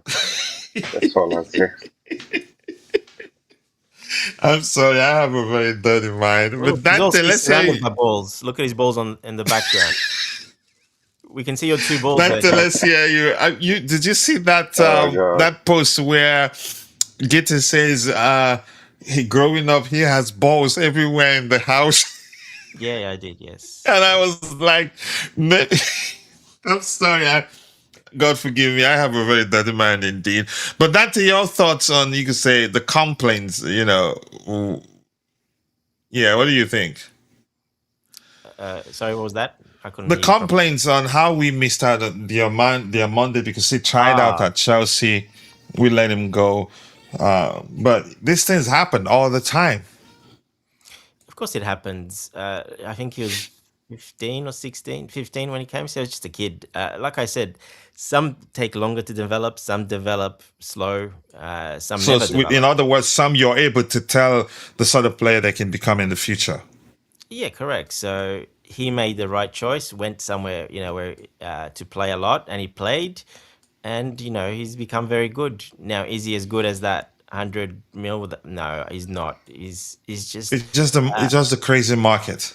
yeah. Look, he's done okay. He didn't have the best of World Cups, to be honest, either. So, uh, you're coming from Germany. We saw Timo Werner come from there as well. So you can score goals there and do stuff there. It's a bit different style of play, but it is a big outlay for a player that has only done it for basically one season to put that much out there. That's a crazy amount. But hey, if they have it, they spend it, and the player's not going to turn it down because he's going to get a massive, massive, massive pay rise, and his agents as well. So and commercially, etc. Being at a Real Madrid, you earn a lot more money than your salary just being at Real Madrid, doing other stuff and doing endorsements and other things. So yeah, look, it's way too much. Would I have taken him at Chelsea? No, because we actually have, I think, our right wing. Especially that right wing where he plays, we've got that covered. To be honest, so no, I don't think he would have come to I'm Chelsea not sure anyway. why he's going for that amount, really. That's just too expensive. It's also probably the structure of the deal. If Madrid will really stretch it out, and you know they wanted to make a splash. They can't make a splash on any of the other targets, so they just wanted to make a splash and put it in the media, and for him to hold his promise to the supporters that he's going to buy another 100 million plus player. Well, yeah, there you go. He'll hold his promise as well. So I think there's a politics involved. Yeah, they do a lot of politics there in Madrid. I don't know. But Jay, where do you want to come in? Nothing. I think it's quite a normal thing. As you mentioned, the trial at Chelsea Academy is such a reputed and such a normal thing.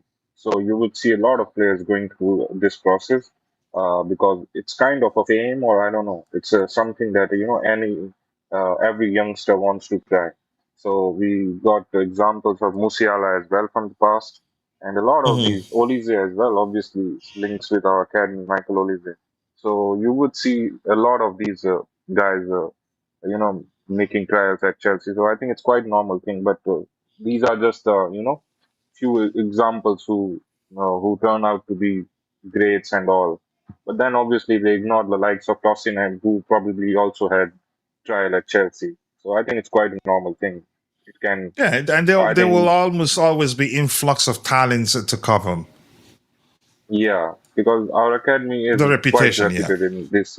Yeah, so I think it's a normal thing. By the way, you got a it's a very number. Yeah, tasty comment by the Truth, so I need you to read that. It's crazy what he. yeah. All right, thank you. And even Mbappe had a trial at Chelsea. Yeah, and the truth says that talking about. All right, talking about balls. This is why I don't trust Rob Sanchez. The guy just got engaged, which means he will be even more clumsy due to weak knees. What? Someone needs to explain to me what's the logic here. I'm not going to read your comment again. The truth. Jesus Christ. I'm not reading your comment again. The plan is to send me to hell. Wow, And if you guys will not succeed, I will what not a read morning your I had! comment again. What a great morning I had! I'm serious. I'm not going to read your comments again. You really want to drag me to hell, but you're going there alone. Seriously. I'm gonna refresh this to see if anything new emerged. If not, you might as well call it a day. But I think this is an interesting one. I was looking for it. I didn't know I was going to see it.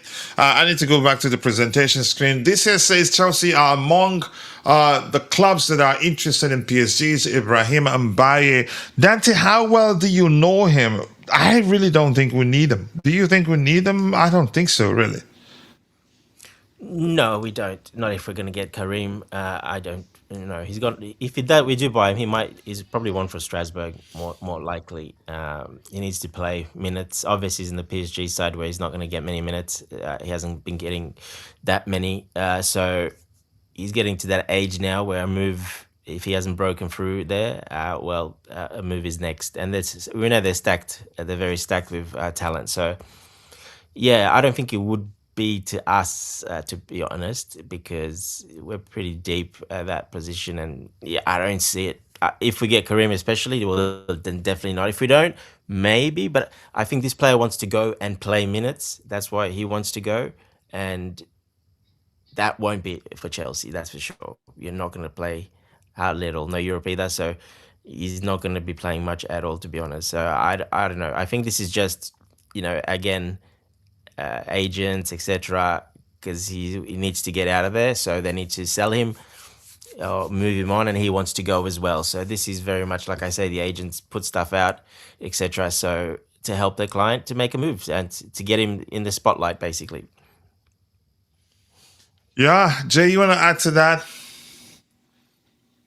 I would agree with Dante. I also had something related to his mother, forcing and PSG to, give him minutes because he wants his son to be a starter to some degrees, and that is not possible at PSG, and hence why all these rumors that he wants to go out and all. But if that's the logic, if it's about minutes, then you are definitely not going to get that at Chelsea.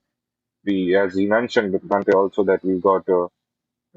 This Karim guy also hopefully coming. So then it's even more hard to get minutes. And then you also got the guys from the academy, McQueen and Jesse Derry and others as well. So this is a position which is quite stacked. So I'm not sure he will get the pathway or the minutes. So Chelsea is not the right move for him. Yeah, it will not be. And this guy, Omari Kellerman, I think he will eventually leave Chelsea on loan or on a permanent. I'm not sure. It's just my opinion. Massive opportunity, according to Vince, for Kellerman to show Alonso what he can do, even if he ends up going out on loan. The latter part is more, I'm inclined to believe, that the latter part will happen, even if he impresses the manager, he still go out on loan because I don't think he's mature enough. Plus, since he signed for Chelsea, was out for a long, prolonged period of time. Didn't get to play until recent most. I can't quite remember when he returned from that long injury that kept him out. That at some point Chelsea fans weren't too sure whether he was still our player or not. But yeah, go ahead, Jay. He had quite a good season at Cardiff. If I'm not wrong, he was at Cardiff, right? Uh, On so loan. Yeah, I heard he did well after returning. really He did impressive very numbers well. and some good catalog of goals as well. Really? Yeah, so, and here's that, hybrid 10 slash winger. So, yeah, Eight his height, also. he's very tall. He's got height. He's in that, 6'1", I think, or 6'2" range around there. I think six, can't remember exactly, 6'1". So he's got height. He's one of the taller. I've seen him next to Palmer, and he was like touch taller than Palmer. So, yeah, so look, he's got the height. He played with grown men, for Cardiff in the lower league. So yeah, look, I think he might have impressed because he's one of the ones that came early, obviously back. So he might have impressed Alonso. He wants to take him on the tour and have a look at him properly, and maybe make his decision after. If he does well on the tour, well, you might have found your third, fourth option on the bench from Kellyman. So, and especially being a 10. We're a bit short in that creative type of 10. And he can play out wide as well. He can play up front as well. He can play everywhere basically. So, yeah, look, he's done very well at at Cardiff. So we did get him for that, to loan him out a few times and let him go out and mature. Uh, he was a very talented young prospect as well, and He that's why was. we He was paid. playing from It was a Aston bit of Villa, business right? as well, obviously, but that was a long-term investment on him. And after how good he did, arguably probably one of the Cardiff's best players, if not the scoring goals, assisting. Yeah, he did very well. He's got a bright future. So let's see. You never know. He might stay. You just never know. Let's see what happens because he's talented, very skillful, a good dribbler too, really. Yeah, and because he's been on loan already, and etc., and then come back, usually clubs will then make a decision: he stays with the club, or we're actually going to sell him more than actually loan him again. Now, I'm not saying that's the case, but most of the time they do that. After a player's kind of done his, uh, you know, done his stuff, gone and played somewhere else for another year, got a good loan, did very well there. Usually, when they come back, they like to see them and give them a lot of time to have a look at them closely if they can add to the squad. Because otherwise, it's a bit hard to send so many players on loan. So, especially with the rules, he might be a sale. I wouldn't be surprised if he doesn't quite impress and stays. I wouldn't be surprised he's actually sold, like we sold Jimmy J Morgan for £4 or £5 million, with clauses, obviously, if he does better. Yeah, we close this obviously. Indeed, Jay, you want to add to that? You're good. I never thought that, when we first signed him, and obviously all those scam type, the deal looked quite a scam because we made, some agreement with Villa on that PSR thing. And he was quite expensive for a guy. We haven't heard about him, know nothing about him actually, but then to go for such a big amount, it was always. So I had a feeling we would never make our money back, and he would just be a loan player. But now with his impressive performances and look, I'm starting to believe that we can actually make a profit on him, not even get our money back. Uh, the extent that he can make it at Chelsea is a bit far fetched. I don't think he's that developed, or maybe again it will be the same logic that we made for that PSG guy. I don't think there is a pathway for him. But yeah, definitely we can make some sort of profit on him with the loan fees also obviously included in the last 1-2 seasons. Good luck to him because he's quite a talent. Let's see. Here we are preparing a second beat for Alex Scott. Yep, Jay told us that, and the truth is saying I don't, I don't want anyone to go to her coach. I just don't want Rob Sanchez to drag us in the club there. But I rest my case. I totally understand where you're coming from. I don't want. Yep, yeah, that's that one. He says, question. I'm gonna start with you since I'm already with you. Says, if we do get Stones in, do you guys think that our backup defenders could keep up the consistency if we start well, or do we need to get an extra CB? To get an extra CB just in case. Let's hear you. After Stones, we do not need any defender. As I mentioned earlier, I think on the last show, that we already got with Lacroix in, we already have enough defenders. The numbers are good. We can do a job. You are adding Stones on top of it. So, that is more than enough now. With Stones in, you definitely do not need any other defender. It will obviously depend on how many guys from the defense we sell. Badiashile and Disasi are the ones that I definitely want out. And then you have to make a decision on Fofana or Tosin. I think one of them might stay and one might leave, which would be the hard part. Uh, Consistency, I think Stones is actually not coming here to be a starter. Uh, and I think that would be agreed upon by the player and also by the club, obviously the manager included. So I don't think he would be coming here to be a starter, but he can play some roles from the bench and maybe start some games in the cups as well. And you never know, maybe a really good backup in injury because he is in top form. We've seen that at World Cup. He can play at a very decent level, and he can start for us. The problem is that if he starts consistently, he's going to get injured because that is his record for the past 2 seasons and terrible record.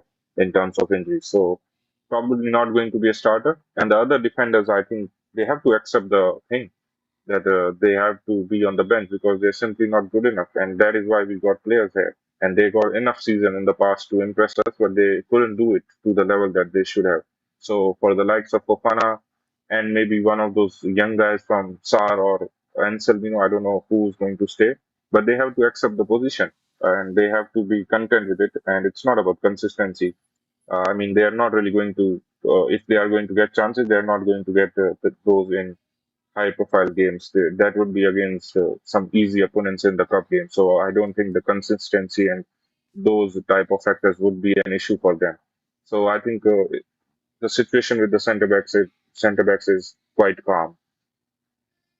All right. So if you, it's Q&A time. So if you have questions, drop it in the chat. And remember, the rule is that do not ask any difficult questions. Otherwise, we'll pretend we cannot see it. Yeah, I'm kidding anyway. Just ask the questions. I'm glad to have two of our most experienced panelists on here. I'll just throw the question at them and pretend I'm busy doing something else. Dante, your thoughts on the question on the screen. So go ahead. Ask the questions, Q&A time, and I think after answering your questions, we're gonna round off. We'll call it a day with that one. I'm gonna try to see if anything new emerged as the show progressed. I don't think if we scroll further, we'd see anything new. But Dante, yes, let's hear your thoughts on the question on the screen. Yeah, if he does decide to come in, we won't need another centre back. Getting two centre backs was probably the target, and if we get Stones, that'll be a second one after Lacroix. So, yeah, we don't really need more now. The ones that are backing up, we'll have to see who's backing up and how many more are leaving, etc. So, yeah, look, a couple of guys there like Sa. We know we got Sa coming back. He's one to probably watch. Anselmino came back. He's an impressive young guy that's proven it. We haven't heard anything with regards to his future. Please, can you remember to touch on that? He could actually stay. And that's where I was going. I think he probably could stay and probably will. Oh, did I do a tapping on you again? Again, yeah, the master, yes. So I think he, the way it's looking, he's training well. Saw him training well, so he's the profile that Alonso likes. He likes, having that. So yeah, I wouldn't be surprised, and he's very good on the ball, especially on the right RCB position. Yeah, he could be, he could actually stay. So yeah, we've got to clear out a bit. Obviously, Disasi needs to go. We know he's going to probably go. Buddy Shield looks like his time is up as well, so he'll be gone as well. So our actual bench and our depth will be much stronger. Having Stones that in there and fully fit, hopefully Fofana. We can't forget him because I don't think we can sell him now. There's no way the club will sell him now unless someone comes in with an offer, but I just don't see that happening till they see him playing consistently. So yeah, look, we've got a lot of players there, but we needed quality over quantity. So that's what they're trying to do now, a bit more quality over quantity. Because that's probably the area where Clear Lake haven't really hit on the players very well. The rest all over the pitch, no problem. We got good players everywhere else. That's probably the one part where they didn't really hit on the young guys that came in. Yeah, Jay has answered that question, right? I remember. Yeah, I started with him. I think we will do just fine if we get Stones. I don't want Achampong's playing time to further reduce. I believe in him so much, and I think he will become a star. I'm not sure how Xavi sees him. And I've said something about your email address. Reminds me of my sister's email address. It has that latter part for Christ. But I'm not going to say what her email address is right here. But yeah, thank you for that. And Yakuna says Gittins is getting praise from progressive casuals on Instagram based on clips of his step overs during a preseason soft match. Why haven't they sent him to Villa with Garnacho? Because they like him, and probably because the manager still have faith in him. I think he's a good player. in my opinion. Still raw, still has a lot of improvements to do. But let's see what happens. The market is still open. I'm not saying for certain he stays. I'm not Xabi Alonso. If Xavi feels like he's surplus to requirement, he's definitely gonna leave. And BJ, big up to you. Thank you for joining the conversation. I do hope you're doing well. I appreciate you finding the time to join. Thank you. Always nice to see you. I hope you've dropped a like on the video already. And if you have any questions, drop it. Otherwise, I've refreshed this page. Have I? Yep. Okay, we have a topic actually I forgot to address. Temidayo, thank you for joining once again. Dante, since I'm still with you, I'm quite sure you've seen this particular report, which reads Manchester City and Liverpool, along with sides in Saudi Arabia, have been linked with a move for Pedro Neto. Chelsea sources believe it is natural that Neto has attracted interest because of lack of top wingers in the current market. Wow. Some comments there. That's just saying he's very expensive. Yeah, that's a way. Yeah, that's a way of them telling you if you need them, you better pay up. But I think he stays. We're not looking to sell him. We're not looking to sell him. We haven't heard that he's part on the list of the untouchable players at the club. But at the same time, yeah, he's not gonna go for cheap. But I heard Tottenham are also interested, right? They didn't mention him Them as there. well. Yeah, they're the first ones Yeah. that. So, which, in my opinion, were Chelsea after seeing the number of clubs that are seeking his signature. I think we're probably will ask for something north of 70 million pounds, and that's because, from what I've seen, I think we'd rather keep him. He's one of the more experienced players at the club. But let's hear you, Dante. Yeah, look, he's a little bit more experienced, obviously, but when we did our lists again, who's in trouble, who's not, that might leave. That suits Javi's system that he uses regularly. I had it was a bit difficult, but I did put Neto on there as well. If you remember, I did say Neto as well because the pure wingers, touchline wingers, like he is as well, you know, they really don't suit this that much. Now he can play maybe as a wing back, and we know how hard he works. But I kind of got a good idea about that when Rossini changed the system and put him as a wing back. He didn't produce nothing. Why? Because it's not the same as being a touchline winger or being a wing back. You run back, but it's not at the same intensity, and it's not exactly the same. Uh, you're covering less ground. So yeah, look, I think he could be in danger, and I think this is why we're looking. And maybe himself, the player Neto, knows that there'll be quite a bit of competition. Quenda, Estevao, Palestra's coming for the wing backs. We've got Hato, we've got Barco that's coming in. So we've got a lot of options there. Now, And those are more probably technically gifted players than him. yeah, and I like Pedro Neto. I think every team needs His that type of experience player. and everything, yeah.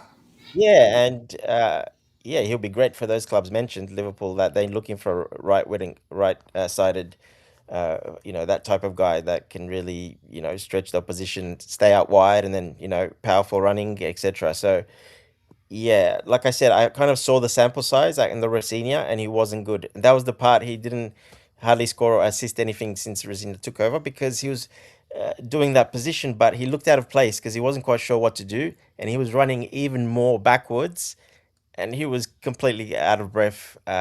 Yeah, so they kind of stuck him there with that idea that he can't. He's a good touchline winger, but it doesn't mean you're a good wing back if you're a touchline winger. And yeah, look, he works very hard, but it's not the same. You're not working as hard as a wing back. And when he did that, he really suffered. His final ball or his final decision making, when he did push forward, was lacking. Now on the left side, I don't like him on the left side anyway because pretty much 80% of his assists, etc., comes from the right hand side. So he's never been good on the left hand side. But to me, that probably showed a bit, and I'm sure Alonso would have looked at that and the sporting directors, the way he played in that system, and he didn't. That's the worst he's looked.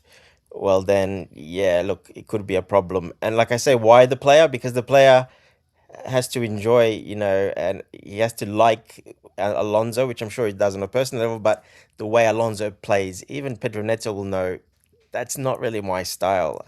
I'm not made for that type of football. So even the player would probably want to move. Now we said we don't want to sell him because remember Bayern came in with inquiry at just before they beat that Diaz in January. Was it in January? I think so. I can't remember. They came with an offer and we turned it down. Now at that time, I think he was still in the plans. We didn't know who our next manager was, etc. Exactly how they're going to play. So I think that could have changed. I can see that changing now because of all the points I put out there. Yeah, Rotimi, thank you for joining. And yeah, let's hit me up via X. Aren't you on X? Hit me up. How can I reach out? The Twitter doesn't allow me to send a message to you. Why? Who knows? And that's the We reason were, Garnacho left as well, basically. but we were He connected. left. I'll try and find you. Sports why. I'll try and send you a message. I can say that we can do it. But good evening to you too. I appreciate you finding time to join the conversation. Dante, you were saying something. Yeah, like Garnacho is a touchline winger. He's gone as well. So we're not looking to sign any touchline wingers. The ones we looked at is, Rogers is an inside winger. He's a 10, more inside left 10 than a winger. And the same with even Gittins can play that. He's done that at Dortmund, playing that 10 as well. So yeah, look, I don't see Neto. Yeah, I think he's gone, unfortunately. Yeah, Yakan, he looks like he's gone, but the asking price definitely let's see who will be able we That's where haven't Saudi heard Arabia comes in. he might actually be open to going to Saudi because since we heard that the agent had offered him to Saudis, which mean he's open to going to Saudi because his agent wouldn't do that without his consent. Definitely. And Yakan says, I hope City and Liverpool push very hard to get NATO. Let's see what he says there. To get NATO, it'd be a massive lift from our shoulders and a relief for a better future ahead. I agree. I think we can do better than him right now, especially that we don't need touchline wingers. Inside forwards help wing backs to push forward. That's what we are looking for. Dante is right. Jay, your thoughts? Pedro Neto. It looks like he's gonna go. But I actually thought before that we weren't seriously looking to sell him. But we're not pushing him. We're not gonna push him out. But if we get a good offer, I would let him go. That's my understanding now. Yeah, I would almost agree with everything Dante has said. I think he was always one of, in the list of losers, gainers and losers when we made it about Xabi Alonso's coming into Chelsea. So he was always Mm-hmm. under scrutiny with the likes of Garnacho as well, just purely because of his profile as a touchline winger. Uh, the only point that people make about him, and Bobby was also quite emotional when I made that when we were discussing with Charles, I think that how Neto could be sold this coming season was the point that Bobby made and all of the other fans also make is his experience. I think that's the only point that strikes out and that favors Neto to stay at Chelsea because he's got that experience which our other wingers or other forwards won't have. They are all quite young and inexperienced. But I think that cannot be the sole reason for you to, stay To keep a and player, compete at yeah. the highest level. Mm-hmm. Compete at the highest level, especially in the I mean Premier that's League. that Um, sentiment from a you could say if that be the only reason you keep a player, you're just being sentimental. In all honesty. exactly. Yeah, then you're not looking at the merit actually. And Mm-hmm. if the profile, if he agrees, it will depend a lot on him as well. Because I think the scope of him playing more this season is down to him accepting the role as a wingback, which I think that he would not. A winger definitely does not like to play as a wingback. That is a downgrade. That is not their natural position. They are more far away from the goal. The opportunity to score is quite less, and that is something that the wingers hate in most cases. And I don't think Neto is any different.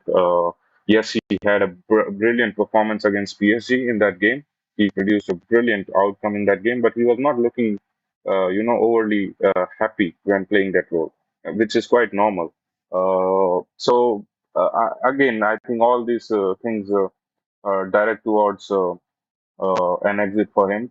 There are quite a lot of options as well. You can maybe accept it and be silent when you are not fitting in the team. But when there are options, when there are big clubs calling for you, then it's hard for you to, stay, or the club to keep you here.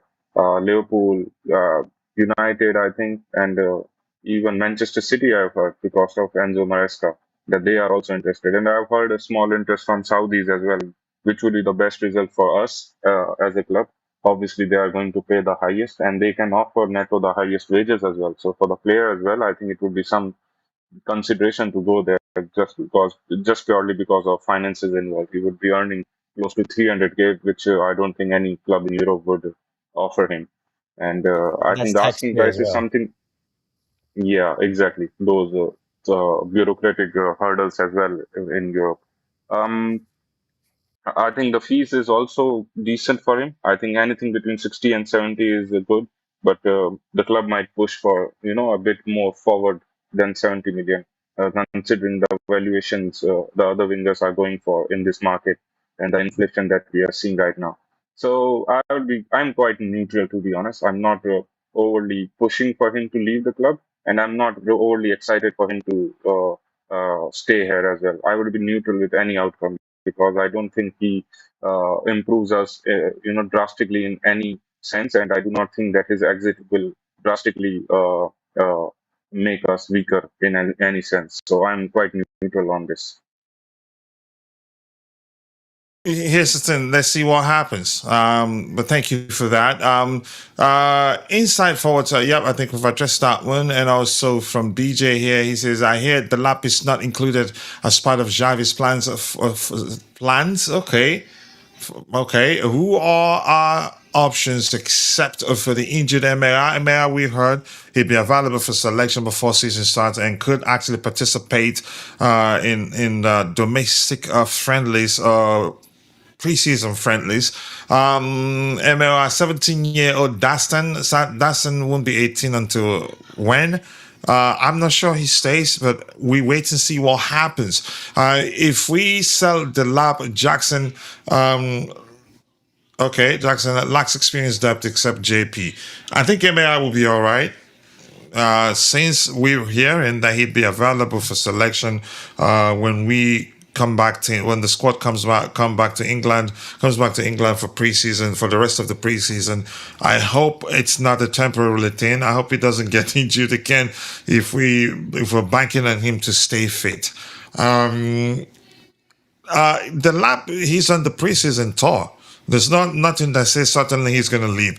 I remember seeing a particular report suggesting he's been told to look for a club, but even at that, I mean, even some players that are not that we don't want to keep still do go for for preseason with the squad. Can I be even wrong, Dante?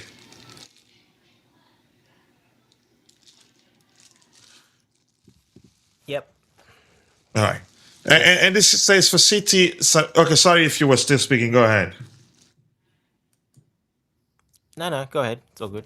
Okay, this says for City, Savinho to Pedro Neto is an improvement. For Tottenham, any Chelsea player is anyways an upgrade. So Neto, he got a lot of options. I hope they pay up, because I don't think we've been looking to sell him for cheap. And I've read this already, so that helped actually subconsciously trigger that aspect. Although we've talked about us that we wouldn't want to sell him for cheap. So this reads, Chelsea are not surprised by this reported interest in Pedro Neto, though would not allow their winger to leave on the cheap after noting the rise in valuations of other wide men in this transfer window. Yep. He says preseason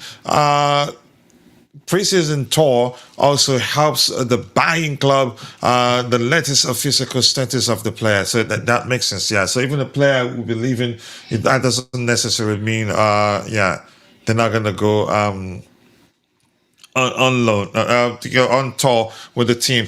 Gone are the days we still watch the lap chase shatters for another season. It looks like, I'm not sure. Dante, did you see that list that suggests him, who again, Badia Shile, asked to see that they've been told to look for clubs? Was that from a reputable source? I don't think it was the lap on that list. I don't think he No, was on he that list. was. No, On the list in question, I think he was. Did you I see the can't. list? Not I saw the Dilac list. I actually. can't remember. I mean, Ah, Badiashile and this, I haven't actually seen any list to be honest, but I can understand if there's such a list and which include the name of Disasi and Badiashile. But it will be surprising for me to see Dilap on that list, just because I I think don't you think should we are. check. But There was one I saw. You know, there are plenty of them. Maybe I've read yeah, but those from people on one the of list those jack wagons online and believed it. But go ahead with what you were could saying. be. Those were the list, the players that are not going to report to preseason training, like Disasi, Badashil, those type of players. He wasn't on that, and that's why he's at training. He's doing the training with the guys, so he's clearly wasn't on that list. Yeah, why was I sleepy when I saw it? Maybe I've fallen victim to one And of those Dilap is jack part of wagon the preseason reports. tour as well, right? Sorry? Dilap is also part of the preseason tour, right? Yeah, he is. So that would make no sense for them to then say that you need to look for a club as well. Yeah, so I've fallen trapped to one of those jack wagon reports online. But I've got It a question happens. actually. I've got a question on this striker thing. Go ahead. Uh, do you guys really trust Emega's injuries now that he's again injured himself? And do you take the risk of going into the next season with João Pedro and Emega as our two options? I trust him as a player. I can't say I trust he stay fit. He stays fit. And I'm not sure. You can say, I've heard a lot of people say he's injury prone. I'm not sure why I'm finding it difficult to accept that's the case. Maybe I haven't seen his injury record. Because, yeah. I remember when he was fighting an Arsenal in this for Strasbourg. I remember when he got injured and came back and stayed fit to the end of the season, joined us for preseason, and yeah, got injured during our last indoor game. And the fact that he'd be available for selection for the end of the season tells me it was never as severe as a lot of people sounded like it was online. Even Kenda, I was concerned too.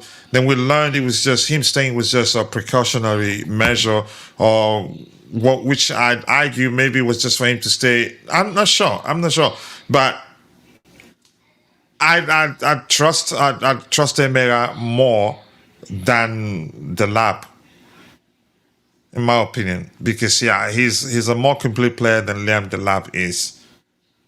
Honestly. I'm actually specifically talking about the injury record. Yeah, that's what I'm saying. I'm not sure how to whether to you can say I can't present a counter argument to that point of yours because chances are you're correct. And as I've said, I only remember him firing in Austin in this Strasbourg, getting injured and stayed out for a while, came back, played, scored a few goals after returning, and which you can say that injury that kept him out of the Strasbourg squad was most likely, definitely, or most definitely the reason why he wasn't selected for the Dutch national team World Cup squad. So I don't know. Maybe you know him better Before than I do. So I haven't seen his before injury Don, record. Maybe I yeah, need to see it to decide whether he's yeah. injury prone. I can't just go by me experiencing him one time, getting injured and staying out for a while, and just agree that yeah, he's injury prone. You get my point now. I'm not saying you're wrong. Yeah. No, no, obviously. Before Dante speaks, I want to make my point on this. Look, I asked this question because I have a very strict opinion on this, and that is we are going to play with fire, which is most probably going to burn us if we are going to go into the season with Omega and Jao Pedro into the next season. I think he's very injury prone. I have seen his injury record as well. I think this is his third hamstring, if I'm not wrong, in the past 2 seasons. Uh, so it's terrible in terms of injury record. And maybe he's a decent player. I'm not even going to the type of player he is, but we just I mean, they cannot say simply go into availability the is the season best trusting him. ability. Yeah. Now, practically, are we going to sign another striker? I We don't don't think know so. No, I mean, chances are rare that we are going to explore that option. market. Also, Hmm. specifically, we heard that Omega is going to come back before the start of the season, so that also maybe kills the probability of us signing another striker. My heart wants us to go into the next season with João Pedro and Jackson as our two options. That's what my heart wants. But it's not going to happen because Jackson carries a big financial value, and I think they are going to sell him to Aston Villa. And that leaves behind three strikers. Now, I'm not a fan of Dilap at all. You know that. And with a very heavy heart, I have to say this that we need to keep Dilap as well. We need to go into the season with these three strikers. We cannot sell If we're Jackson not and too Delap certain together. about, you mean if we're not too certain about Emira's fitness, right? Well, I'm very certain actually that he is not going to stay fit, especially the intensity of the Premier League. He is going to somewhere, in the season get injured. So that is why I term this as playing it with fire. And that is why I want us to keep Delap as well, practically because we cannot sign another striker and we cannot avoid the sale of Jackson. So with I a wouldn't heavy just heart, I conclude have to we're say not going to that sign keep another Delap. striker. Yeah, just I keep don't want to Delap. conclude that be the case.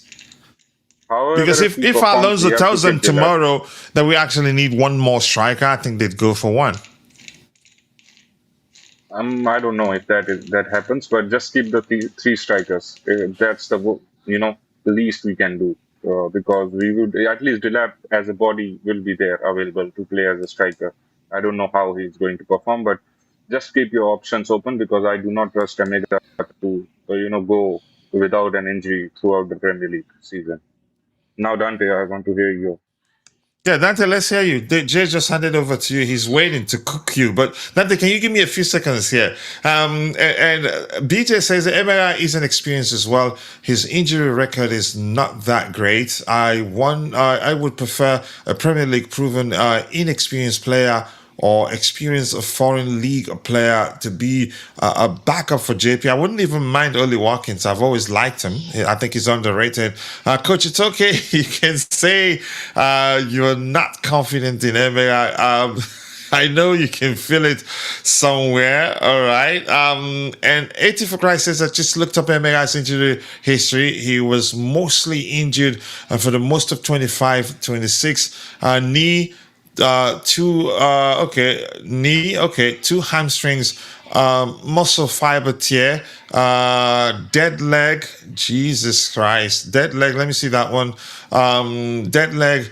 Prior to that, he doesn't have a bad injury history. So those were all in the same season.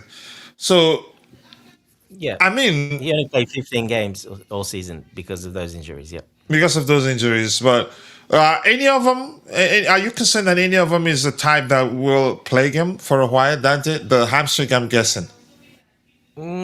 Not necessarily, because like Christ there says, yeah, he before that, he had a pretty He good was run fine. at it, and especially when he was developing, when growing, because he's 23 years of age. He'll be 24 next year. He's not one of those really inexperienced, like 18, 19-year olds that we're getting. So he's played a lot of football. So um, and did very well, especially last season, extremely well. So he had a lot of suitors as well. He said it in an interview. If I wasn't going to go to Chelsea, I would. He'd be going to other clubs. There was a lot of offers on the table for him. So, So you're saying it could yeah, be a I'm not. phase? You're saying it could be a phase? No, I'm just saying. How I talked about Lavia. He's quite muscular and he's going to get those injuries. Those injuries probably at that age when he's developing his body. Well, he's already developed his body pretty much. He's 23 years old. So, and he didn't get injured when he was younger like that. So to me, that tells me not really. It's not really like a chronic or anything like that. Um, Now being older as well, 23, being nearly 6'6", height, very tall.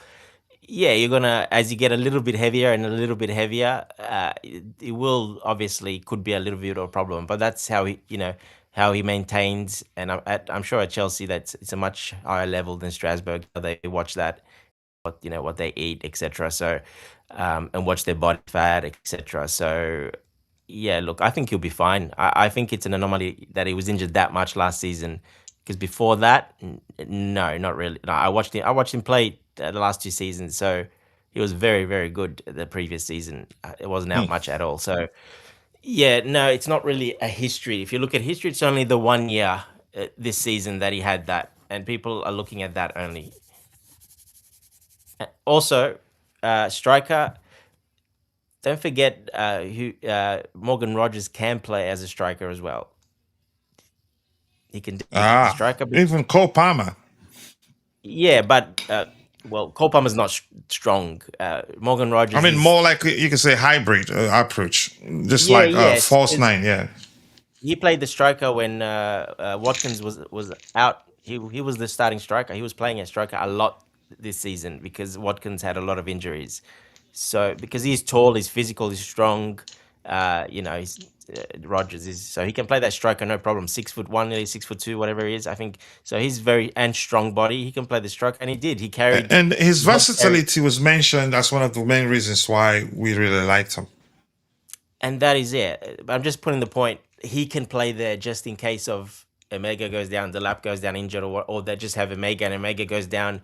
Well, you have Rogers Mhm. that can play there as well. You got three players, basically. Can play with the false nine. But Rogers, like I said, has played striker, and he didn't look bad as a striker. He did well. He got Villa quite a lot of points playing as a striker. So yeah, I think we're fine. I don't think we're going to sign another striker, and I don't think it's chronic for Omega either. So I still hope. I wouldn't mind Delap staying as well because I just don't see Jackson staying. But Delap, I think he could stay as that other option just in case as well. He might back himself. That if the opportunity comes, he'll play, or if someone gets injured, he'll play and earn his spot back. And That's if the stuff I Jackson was saying. leaves, Emera definitely staying. Oh yeah, yeah, yeah. Of course. No, Omega was brought in a pathway, basically the same. Pathway. He knew from a long time ago that he's going to be coming to Chelsea. So yeah, they're not just going to bring him and then and pay that money and bring him. They're not going to discard that player straight away. That's just not going to happen. All right. All right, thank you for that, ET 80 for Christ. I appreciate that. Yakan is saying, I leave it to Xavi to identify Delap as a player not suitable for his IQ football. I highly doubt they will back Xavi with a prolific striker. The important question is how coachable is Emmanuel Emera? Very. I think he's an intelligent player if you know him. I think the most important thing is him staying fit.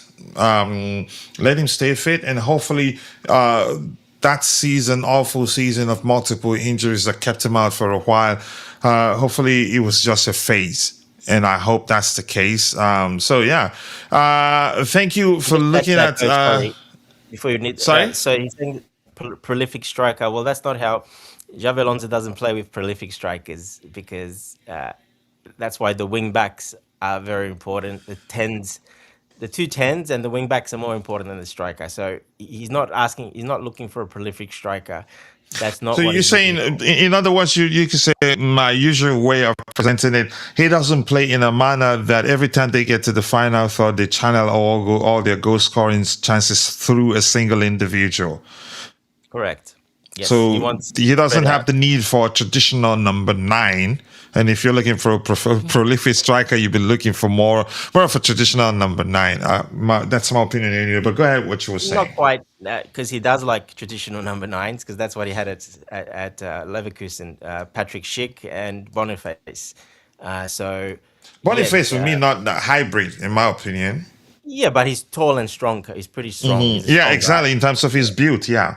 Yeah, so I did say he likes that as a striker. His starting striker was Schick in that. He was 6'2" or 6'3". Scored half of his goals with his head, all coming most of them from assists from the 10 or from the wingers. So yes, that striker will not be prolific in that system because there's too many people there.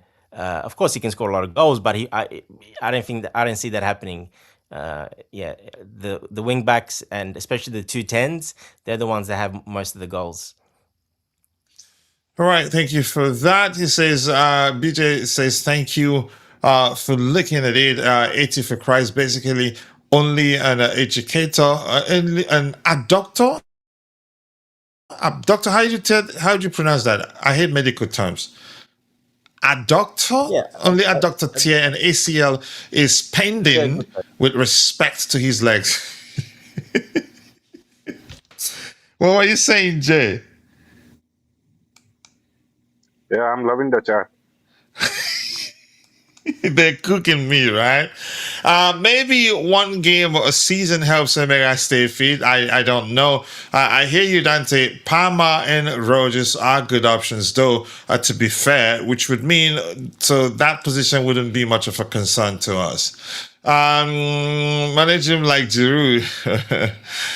No. Oh, okay. Emira's numbers aren't so impressive. I haven't watched him enough, but his best season was 24-25 season, 14 goals and 3 assists. Not bad. The rest, 10, 8, 10. Again, it depends. Chances are if he plays with much better crop of players, he'd do much better. Sometimes it can be like that for some people. Alonso had Schick and Boniface both stiff.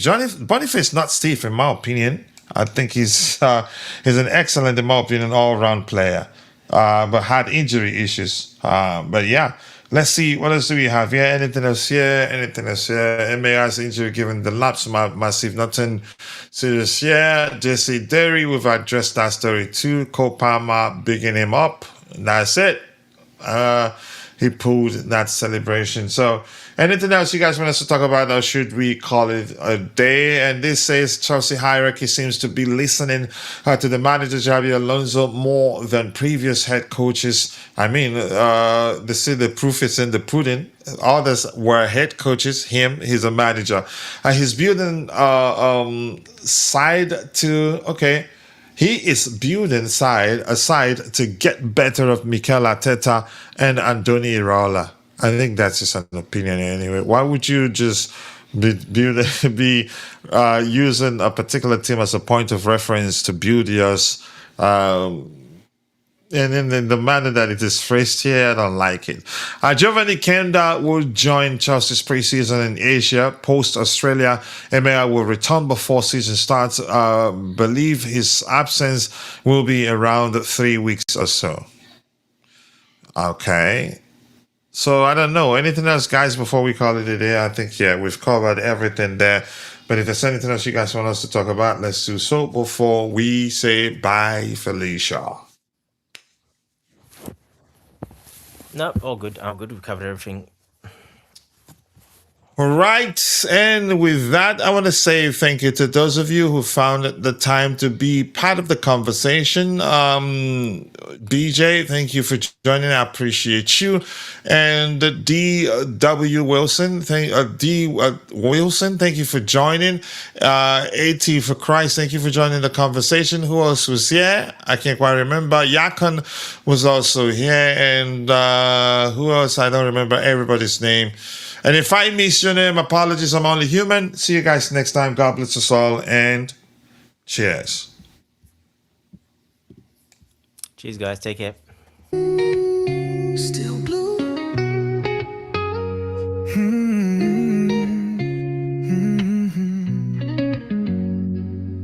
Footsteps on Fulham Road, moonlight on my pride.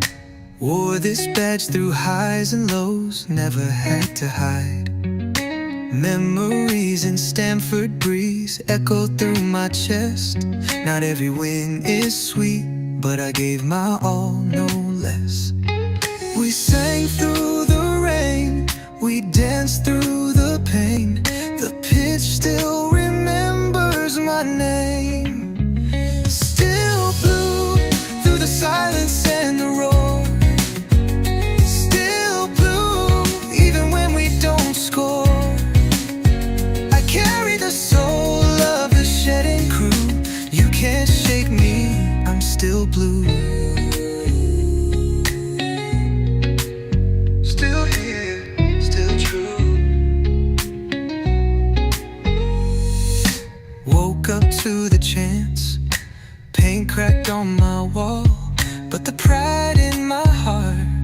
never faded at all. Jersey frayed at the seams, but it still feels right. Been through darkest nights, still shining bright. We bled in the game, we rose with no shame. The bridge still whispers my name. Still blue, every tear and every cheer. Still blue, with my voice loud and clear. I carry the pride of the shed and crew. Win or lose, I'm still blue.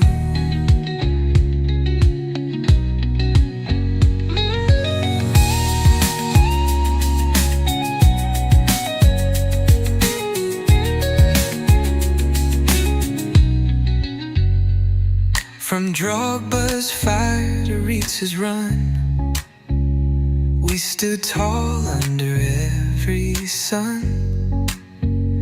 Through Abramovich nights to new days begun, this heart beats for only one.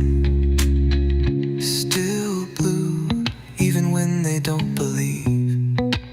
Still blue, every year we grieve and dream. I carry the hope of the shed and crew.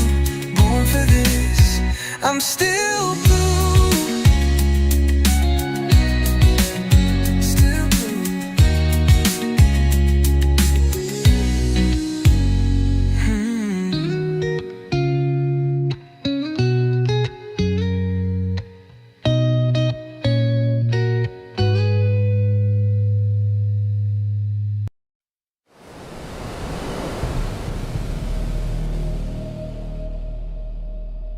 From the bridge to the stand, I carry that crest in my hand. Rain on my shoulders, still I stand. Tell me who wears it like we can. Mud on the boots, heart of gold. Old stories, living in the cold. Every name that the walls still hold. I was born for this, I was told. Hear that roll in the air, feel that fire everywhere. We don't bend, we don't fold. We were cut from that blue gold. Blue till the end, blue till the end. We rise again, we rise again. Blue till the end, blue till the end. This is our name, this is our skin. When the pressure comes down hard, we don't flinch, we play our part. Every scar on the back says more than 1,000 songs before. From the first whistle to the last, we remember where we came from fast. No throne, no crown, no borrowed fame. Just a city calling out that name. Hear that roll in the air, feel that fire everywhere. We don't bend, we don't fold. We were cut from that blue gold.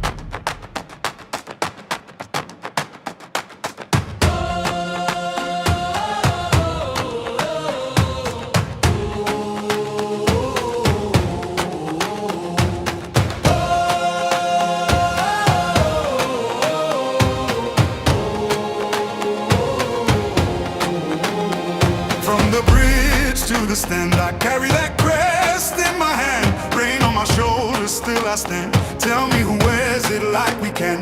Mud on the boots, heart of gold. Those stories living in the cold. Every name that the walls still hold. I was born for this, I was told. Hear that roll in the air, feel that fire everywhere. We don't bend, we don't fold. We were cut from that blue gold. Blue till the end, blue till the end.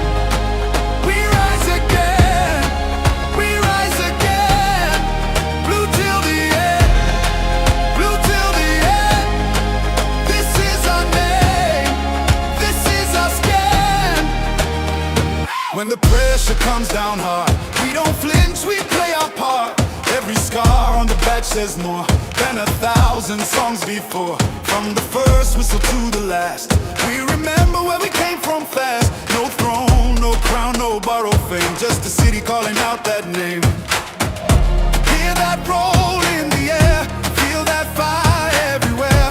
We don't bend, we don't fold. We were cut from that blue gold.